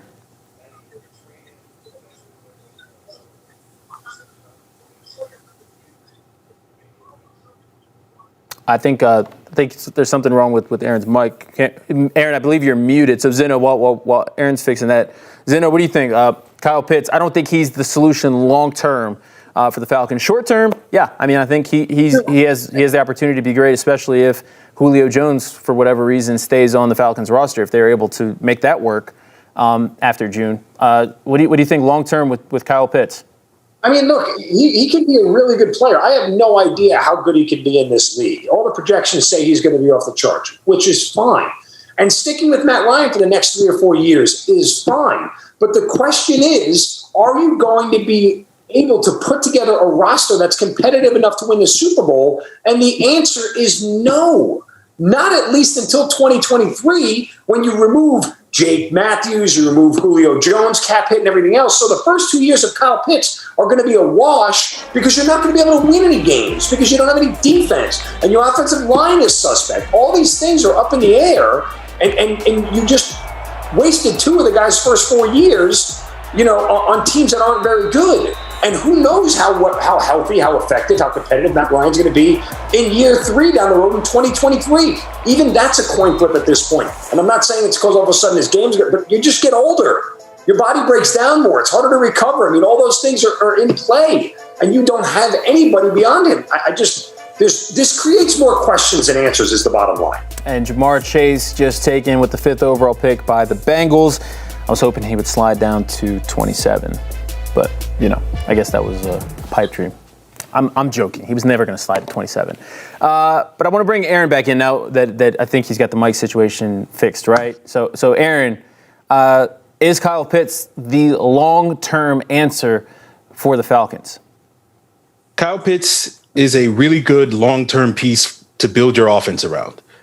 Obviously, we've seen a lot of great receivers in this league play at a very high level for a long time, Julio Jones being one of them. But what's notable is it seems like there's a trend where the best receivers, certainly in recent memory, whether we're talking about Julio Jones or Calvin Johnson, Larry Fitzgerald and Andre Johnson, they don't play on a lot of winning teams. So I think the point that a lot of people raise, including Zinno, is a pass catcher. And that's what we should probably call Kyle Pitts because he can be moved all around the formation. He's not just a tight end. A pass catcher is not necessarily a foundational building block piece.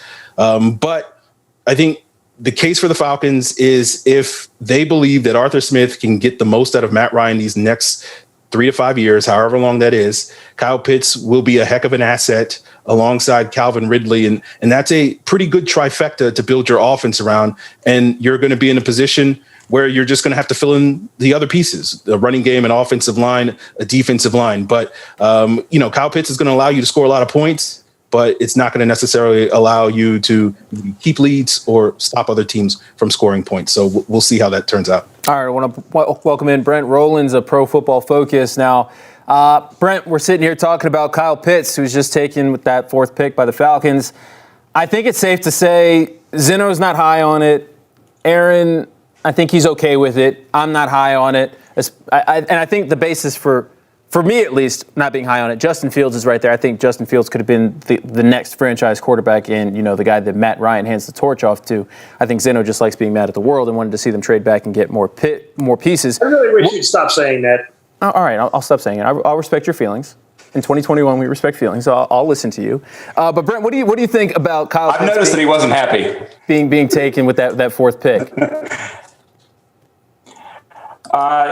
In terms of hold on one second, real quick. With Pitts, he's the highest grade player in college football this past season, and for what Arthur Smith likes to do offensively, he matches perfectly with it. And in terms of using 12 personnel, 2 tight ends, the Titans over the past 2 years second in the NFL in terms of use of 2 tight ends. In terms of when you add things like that, plus play action that they use heavily with Arthur Smith's offense, you get a recipe for sustaining offense, more efficient offense, and putting Matt Ryan in situations and the offensive line in situations where they're just going to be most successful. But Pitts is just, he is what he is.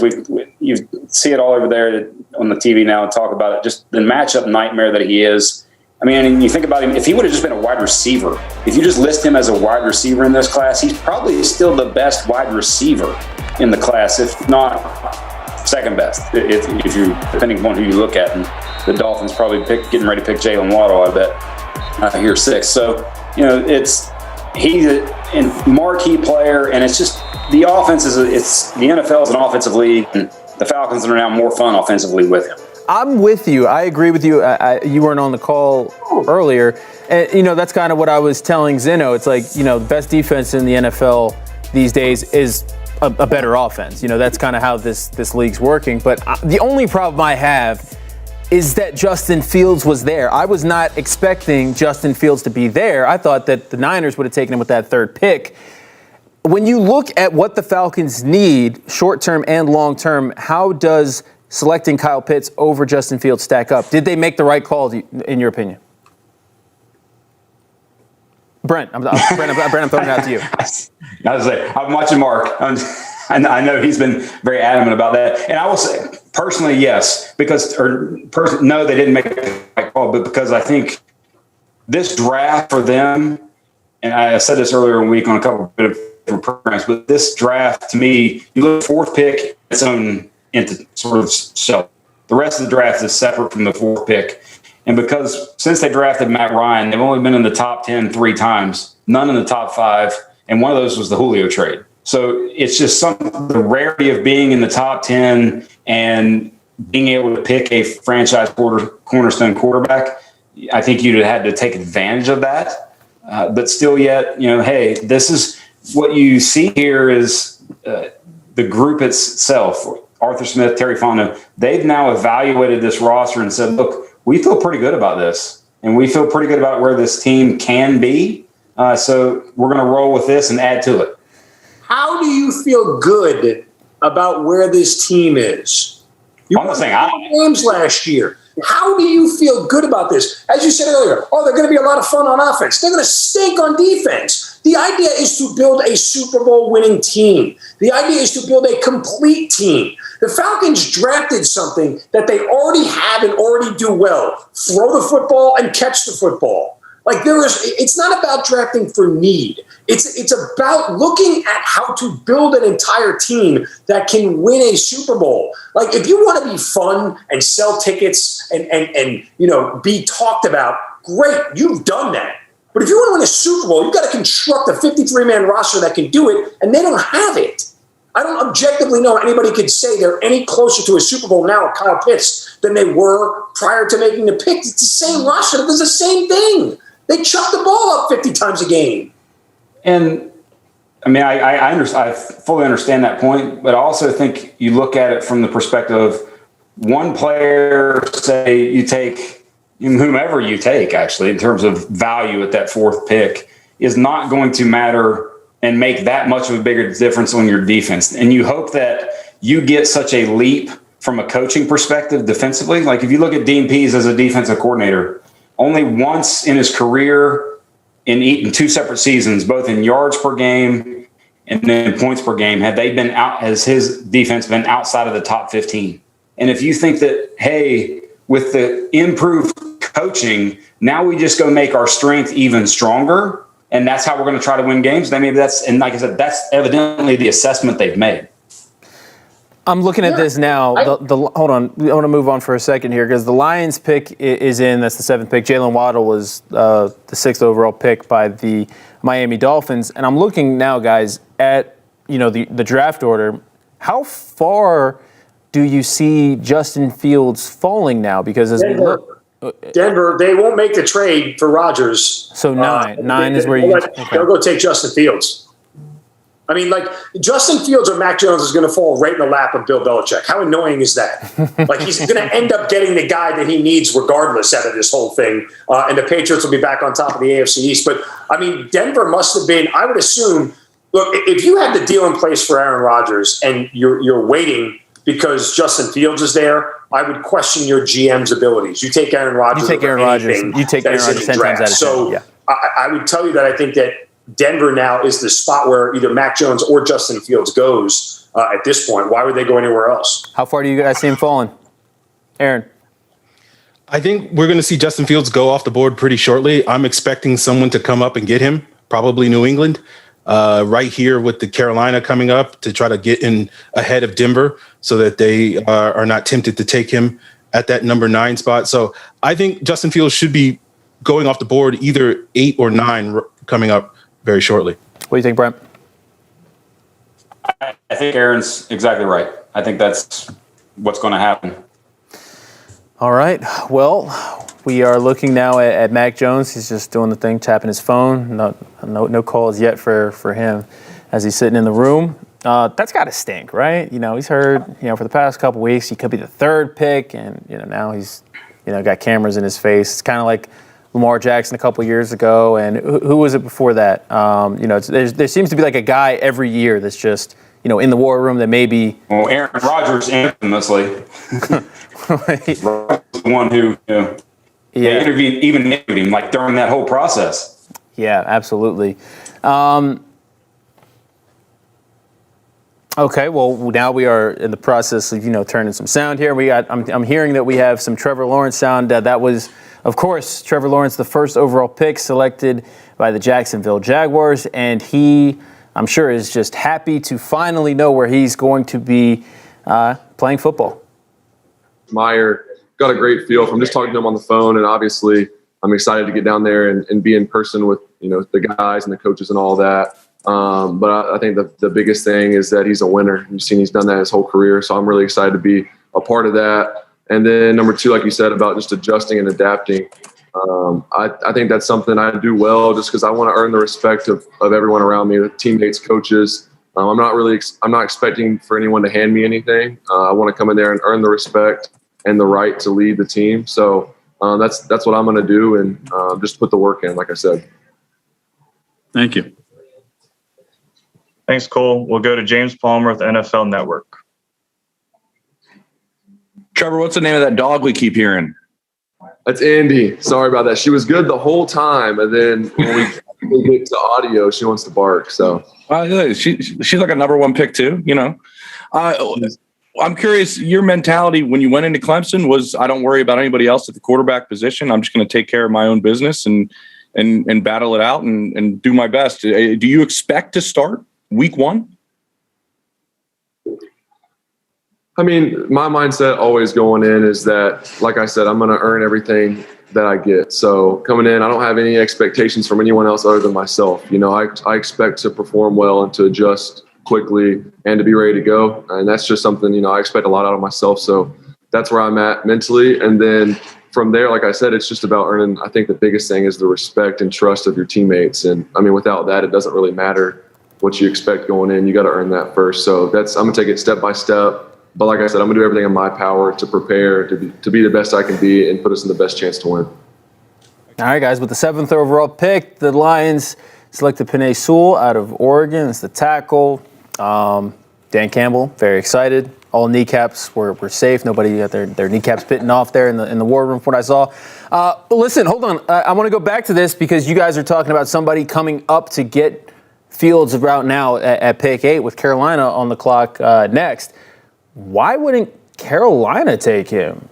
They won't. They traded away for Sam Darnold. But Sam Darnold, I'm looking at, he has 1 year. I mean, why not? I would. I'd take him. I'd take him all day long. You said you would take him. You would take him. I mean, listen, if Carolina takes Justin Fields, he is going to ruin the Falcons for years to come. Yep. And that is what I am here for, because you passed on. I was going to say, this is like this is your dream situation, right? I mean, the Falcons don't pick him, and then he goes in the division. 100%. You have to see him twice a year. Yep. And I mean, I don't see a reason why the Panthers. I mean, you're not going to tell me they're not going to take Justin Fields because they have Sam Darnold. I'm sorry, you're not going to convince me that. What do you say, Brent? You agree with me? I do. I mean, I would, because we know quarterback is the most important position in football, and you got to take as many swings at it as you can until you find the guy. And I think that's what they're going to. Well, I don't think that's what they're going to do, but I would if I were them. Yeah, I don't think that's a bad spot to be in. Only one winning season since losing Super Bowl 50 in 2017. So that's a guy that. Ask you guys a question real quick. What? Now that they have taken Kyle Pitts, are you going to trade Julio Jones as quickly? Because doesn't that sort of change your offensive ability? You can't sign Julio. You can't sign Kyle Pitts until you clear room. So, well, there are other players you can get rid of. To clear room. Sure. You can restructure another deal to clear room. But I don't know so much they're going to trade Julio Jones at this point. You got to run it with Julio at least 1 year with Kyle Pitts, right? I see what you're saying. I mean, I don't disagree with you, but I think that if your goal as a general manager is to clear space, I don't know. I think you'd rather clear the space. I don't think you're looking to move on from Julio necessarily, but there are easy ways to do things and there are harder ways to do it. And I think moving Julio would help you significantly as opposed to moving on from 4, 5, 6 players. You know what I mean? It'd be a questionable move. I think if the Falcons decided to trade Julio Jones, you're getting rid of Matt Ryan's biggest security blanket, and you're going to plug in Kyle Pitts, who eventually can do Julio Jones-like things for your offense, but tight ends are notorious for being slow starters. They don't necessarily impact right away in the NFL. Their usually breakout year is year 2, year 3. So if you were to trade Julio Jones away, that would take a significant dip in your offense. And I don't know if Kyle Pitts is going to fill that void. You'd be putting a lot of pressure on Calvin Ridley to have to pick up the slack. And maybe he's capable of doing that, but that would be a questionable decision at this point in time if that was the move that the Falcons made to clear cap space so that they could go out and sign a Kyle Pitts. I think it would be in their best interest to find another way to get that cap space so that they can sign their draft class. Well, as a Calvin Ridley fantasy owner, I can tell you he definitely can step in and fill that void. We saw it last year when Julio went down.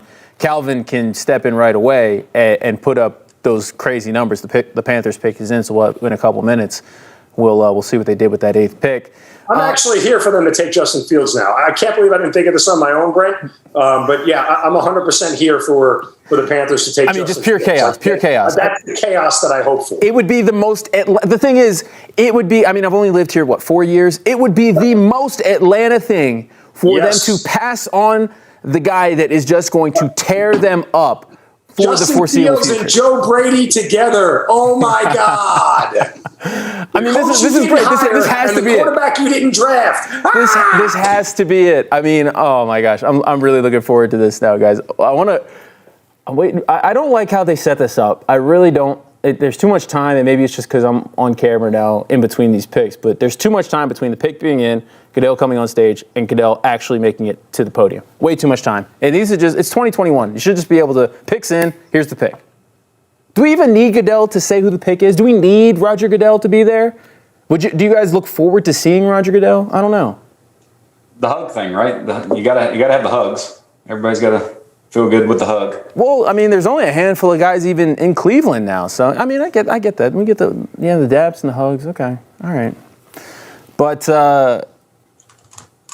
yeah, wouldn't that be just so perfect, though, if Fields went here? Well, what's most interesting about the fact that the 49ers didn't take Fields is, when you think about Kyle Shanahan and his offense, he continually gets guys open in his offense, like wide open. And Fields was the most accurate passer in college football last year, over 10 yards. So he didn't take him. So there's something that he looked at and said, I didn't want that guy. Do you think it's the mobility? Because, I mean, Shanahan also, just having that mobility factor. I mean, Trey Lance is a guy that can. I mean, I'm not saying Justin can't do. Oh, hold on, we got Goodell at the podium. Goodell at the podium. Jason Horn is who the Panthers are taking. With the 8th pick, here we go. Yep. Here we go. Who's it going to be? Who's it going to be? J.C. Horn. Jason Horn. Okay, J.C. Horn. A Georgia product from Alpharetta, I believe. Okay, so there we go. Now we have our answer here. So we're not going to get our wish, though, no. No, I know. That would have been awesome, though. That'd have been too perfect. All right, let's see if we have any questions here on Facebook or YouTube. Let's see what the people are talking about here. I'm just mad that Bill Belichick is going to get either Justin Fields or Mac Jones. What'd you say? He's going to get one of them. That's for sure. By the way, can I just say something here real quick? Side note, as a Giants fan, go ahead. I would love for the Giants to trade up to Denver right now and get in front of the Cowboys, because I would never let my division rival pick in front of me. Like, I just think that's bad. I would do everything just to move up, because I'm not letting my division rival pick the guy that could change my franchise, right? Like, I mean, you may get it wrong, but at least you were in front of them to get it wrong, not to let them get it right in front. Like, does that make sense to everybody? Yeah, understandable. Kind of like the argument you just made with the Fields argument, if Carolina possibly took him, very much similar. But what's interesting, so Horn's the 8th pick, the first defensive player. And I think it was right around 20 years since the draft has gone that long without a defensive player being taken. Yeah. And, Mark, what you were talking about earlier, to the Falcons and building a championship, the draft and the top of the draft is showing how important offense and anything as it relates to the passing game goes. Now, granted, you don't have a Chase Young or a Bosa in this draft, but you're going to the next defensive player off the board is probably going to be another corner. Well, I was gonna bring that up, right? Because we're talking about pass rushers being a premium position, obviously, and Georgia had a pretty good pass rusher in Azeez Ojulari. Where do you see him going? Because I think that he's a guy that it wouldn't surprise me if we see him picked in the teens. But I think on most draft boards I see him, late first round toward the end of this thing. But I think he's the top edge rusher in this class. From a production standpoint, he definitely is. And I could see him going as high as 11th to the Giants, because, I think it's 3 straight years they've taken a Georgia player. So there's a sort of known connection there. But when you look at him, he definitely, from a production standpoint, stood out. His last year at Georgia, his pass rush grade, in terms of looking at him compared to previous drafts and previous pass rushers, only behind Chase Young, Josh Allen, and Nick Bosa, and then Azeez in terms of pass rush grade. So from what he did is now his height, and I think some of his measurables may bring him down a little bit later into that first round, like you just said. But he's got really long arms, improved his hand usage. His bend is probably the best amongst all the edge rushers. So he could definitely see his name called, as early as 11th. Zena, how would you feel about Azeez Ojulari as your edge rusher? How'd you feel as a Giants fan? I mean, they have a good front four. So I don't know that they necessarily have a need for that. I think they would need more help in the secondary. Like, if Patrick Surtain is there, I'd love for them to get him. The Cowboys end up picking Patrick Surtain right in front of you. It's sort of derelict. I would almost rather the Giants, though, go offensive line. Like, think of what the Giants have done this offseason. They're going to get Saquon Barkley back healthy. They signed Kenny Golladay. They added Kyle Rudolph. They already have Evan Ingram and Sterling Shepard. They have a ton of offensive weapons on this team. Their offensive line is good. It's not great. They need to shore up the right side of that offensive line a little bit more. I think Rashawn Slater is probably the pick for them to go at this point in time, because everything is set up now for Daniel Jones to finally step up and get to that next level. Right, sort of the way Josh Allen let's take a quick pause. Let's take a quick pause for a second. We got to do some TV stuff here. With the Giants and Daniel Jones. Got to do some TV. We'll be right back on the stream in just a second. We're going to be on WATL. Be right back.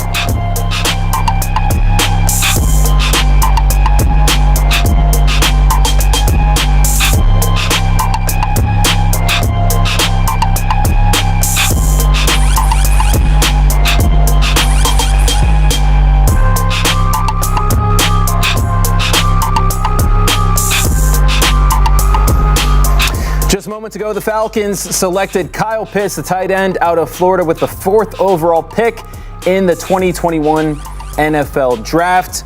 A lot of reaction on our live stream as that pick went in. And now I want to bring in the guys as we break this all down. Kyle Pitts, a guy that is one of, if not the best pass catcher in this draft class. And now, when you combine him with Calvin Ridley, Julio Jones, and of course, Matt Ryan, that is a dangerous offense. But guys, I want to ask you this question. With all the rumors swirling about Julio Jones being traded, do you think with Arthur Smith getting his guy and Kyle Pitts right here, that changes things, that maybe they're looking for a way to keep this offense intact at least for 1 year? Do you think that changes things? I'm going to start with you, Brent. I think Julio stays. To me, you have to look at this offense and put it in the best position to succeed now. And that is with Julio Jones. And I think in terms of trading him, the value you would get for him, I mean, Randy Moss was traded at age 30 for a 4th-round pick. Julio's going to be in his age 32 season. The value there is not there. He's more valuable to your team than he is as an asset, as a draft pick. Aaron, what do you say? Yeah, I think you take Kyle Pitts, you're clearly trying to maximize what this offense can do, and Julio Jones is going to help you do that to the best of your ability. He's still your number 1 wide receiver, even though he was dealing with some injuries last year. When he was healthy, he was a dominant playmaker. And so if that seems to be the plan, and all signs indicate that the Falcons are trying to maximize their offensive output in the short term with the Kyle Pitts selection, it wouldn't make any sense in my eyes for you to move on from Julio Jones at this point. Zeno, I know you are not a big fan of the Kyle Pitts selection. In your mind, how far back does this set the Falcons? As you were alluding to a rebuild, this clearly sends a much different message that the Falcons aren't looking to rebuild. They're looking to be productive and to win right now. It sets the rebuild back as far as you want Matt Ryan to play. I mean, in reality, that's what this does. It's going to be appalling if they move off of Matt Ryan next year. For what reason? Why would you move on? You've now committed to Matt Ryan through the end of his contract, which has 3 years left on it. You're clearly committing to Julio and should commit to Julio through the end of his deal as well. What's the reason to get rid of any of these pieces if you don't have the foundational quarterback that's going to take over your franchise for the next 10 years? It doesn't make any sense to. You're going to run it back. The problem is that with all this expensive talent, you have no room to get better anywhere else other than in the draft. Right? What's the reason? You're not going to get rid of Jake Matthews because you're going to have a huge hole in the left side of your offensive line. So Jake is back. Julio's back. Matt's staying. The whole entire offense is staying intact. There's no reason to change it. It just doesn't make any sense. Why would you take away from something that you just added a piece to build around? Brent, I want to ask you. I agree.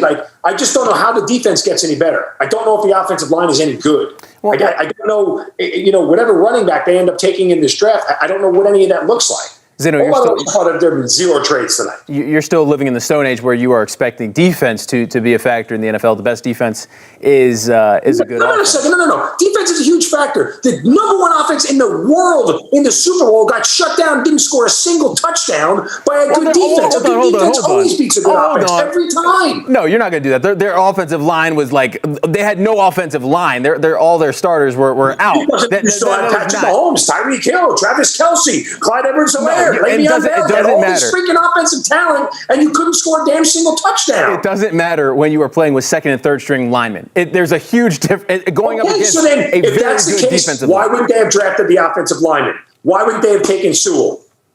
I mean, again, it's mind-blowing the way you see teams win in the NFL, and the Falcons go off and do their own thing that's completely counter to the way every other team wins in this league. All right, well, listen. Tell me I'm wrong. Zeno, tell me how you really feel. Tell me. Fields just didn't get picked. Yeah, I was going to say Patrick. They took Surtain. Just taken with the 9th pick by the Denver Broncos. So the Rodgers trade may still be in the works here. We are still sitting here. Justin Fields still has not been selected. I don't know, guys. I am very surprised that he wasn't picked 3rd. I was shocked when he wasn't picked 4th. And now as we get ready for the Dallas Cowboys to get on the board, they're not going to take him. I mean, now things get interesting because now I think like we talked about on our stream, now Bill Belichick's on the phone and he's trying to move up here and go get his guy because not just him. Well, yeah. Washington, for Chicago, Washington anybody of these later teams who didn't want to pay the price to get to 4 are now finding themselves in play. I mean, hell, I might hope the Giants take freaking Justin Fields at this point. What the hell? All right, guys. Well, that will do it for us from the Sports Extra War Room. For TV, we're going to still be on the stream, and you can join us on the 11 Live YouTube channel or on the 11 Live Facebook page. I love Zeno. Go ahead, Glaze. All right, Zeno. You're still mad. I know. So just tell me what you were thinking. Let's continue your rant. How are you really feeling right now? How am I feeling about what? The Falcons? Listen, yeah. How are you feeling? I mean, are you okay? Are you? I mean, listen. I disagree. Philosophically, I thought this team was going to rebuild. They're not. You know, and from that standpoint, you know, whatever they can do whatever they want, man. I don't know what to tell you. Like, this is why this team I don't think will ever win. Interesting question. I think they're poorly run. I have an interesting question for you. If I've told you that in the next hour or two or tomorrow that Aaron Rodgers is in Denver, where do you feel about the Falcons in terms of quarterback play in the NFC? Because they're not far from feeling good about themselves near the top of that list. And that's where it starts is at the quarterback position. So, obviously Brady and the Buccaneers bring their whole roster back. Seattle's kind of been a mishmash unit with Russell Wilson and his greatness. Rodgers was the other guy. Like, now Stafford's in LA. It'll be interesting to see what that goes with. But outside of that, you got to feel pretty good about yourself from a quarterback standpoint within your own conference. The only thing that I will hang my hat on for the Falcons is honestly that Fontenot and Peace are going to coach the ever-loving snot out of this team to a level that nobody could have seen coming. Because, Brent, look, you got beat by Nick freaking Foles last year in Chicago because you couldn't stop anybody. I mean, you scored 39 on the Cowboys and gave up 40, most of it all in the second half because you couldn't stop anybody. So, yes, I understand what you're saying, but there's another half of football that we're just continuing to ignore and go, it's okay, we're going to score a ton. I mean, I get it. Can you win games that way? Yes. Are you going to be fun and exciting? Absolutely. Will it sell tickets? Great. Yes. I mean, are you going to be on primetime football? Sure. We got to trade here. I just philosophically, I just disagree with how they're building a roster. I mean, that's where I sit on it. The Eagles have moved up to that 10th spot. That was the Cowboys pick, right? Yes. Wow, they traded with the trading into the division. That's They must have an agreement in place. To take that's the only. Like it's one of those GM deals where we're only trading you if you're taking a quarterback. That's it. I mean, so do you think this is the Fields pick right here? I mean, it'll tell you they don't believe in Jalen Hurts. Yeah. Yeah, this is an interesting move for a number of reasons. For all those people who say you don't trade in a division. That's why that's why I was like, wait, wasn't that the Cowboys pick here? that's so if they're giving the Eagles a quarterback, I just don't see that one happening. I think maybe the Eagles are going up for a wide receiver to leapfrog the Giants. Yes, I could see Devontae Smith being that pick. Oh, Devontae Smith, that'd be. Why would the Giants need Devontae Smith after you just paid Kenny Golladay and you got Sterling Shepard? What are we, the Falcons now? We're just taking receivers and pass catchers all over the place? Well, I think it's a 3 wide receiver draft, right? And Waddle's gone, Chase is gone. So the Eagles want to make sure that they get the 3rd best wide receiver, and that's Devontae Smith, is my guess. I mean, I thought he was the best wide receiver in this draft, but what do I know? What about that kid from Ole Miss, too? He's supposed to be a good wide receiver. Very much so, but works primarily out of the slot for the most part, and will I think a little bit more so. Isn't that what the Giants would need? I mean, you got Shepard and Golladay. All right, guys, we're going to stay on for this pick, and then we're gonna wrap this thing up here. Any final thoughts before we wrap? Just on let's say the Falcons in general. Just if you had to give, let's finish with our grade. If you had to grade the Falcons pick, what are you giving it? I'll start with Zeno. What's below F? Below F, okay. Q, Z, Q. Z. See me after class. A line for your parents to sign. You need a parent signature. That's what you would. Okay. Yeah, this is demerits and the detention and just. I mean, I'll give it a C minus, to be honest with you. Look, he's not a bad player. I'm only grading it based off the fact that I think they should be rebuilding, and they're not. So to that end, fairly, was he the best player available? Yes. Is he going to be an impact offensive player? Yes. I would have went in a different direction philosophically and organizationally. For me, it's a B minus. Aaron? I'm on the borderline of A minus, B plus. I think you're getting a heck of a football player, but with Justin Fields just hanging out there, it's hard to go higher than that. So A minus, B plus in that area. I'm waffling a little bit. All right, Brent, what you got? I still think it's an A just because he is the best player, best non-quarterback player in the draft. And he is now on your team. And he's only 20 years old right now. He's still got room to grow and improve and be better and just. I think they leave after his 50 year or 25 years old and go get paid by somebody else because you can't afford him because you still got a $45 million quarterback on the roster. And he's a tight end, and you're never going to pay a tight end that kind of money. I'm going to give it a C. I think he's a great player. I think he is going to be a great player in the NFL, whether it's for the Falcons or when he goes on to get paid somewhere else if the Falcons decide not to pay him in the future. But when it's all said and done, I think the Falcons have a lot of needs, and I think, Zeno, we're on the same page that this was the opportunity for you to get a fresh start, and I think you start with a quarterback, you build around a quarterback. Matt Ryan is the problem for the Falcons, and they didn't address that, so the Falcons still have, I think, their biggest problem. So that's where I'm at. I'm giving this a C just because it just doesn't really do anything for me. I say, listen, hold on. Because I want to get Zeno to roll his eyes at me before we get off here. Your reaction when I say Kyle Pitts, all that being said, he's going to be a Hall of Famer. What do you guys say to that? That's exactly what we say to it. Nothing. It's way too early to make such a ridiculous statement. Don't do it again. Well, unfortunately, from the math perspective and just value, and when you look at things like wins above replacement, he would have to be a Hall of Fame level player versus if you got, say, a quarterback that gave you league average quarterback play over the next 6 to 7 years. So you're saying that the Falcons are viewing him as potentially that. That's what you're saying, Brent. That's what you're saying, that the Falcons see him as that guy because he's the highest drafted tight end ever. I mean, I would hope they see him that way. They took him with the 4th pick. Hey, but you want to take me a bet right now that he's not better than Kelsey and he's not better than Kittle? Are you talking this upcoming year or period? Period. I mean, but I'm not. I don't know if I'm taking both.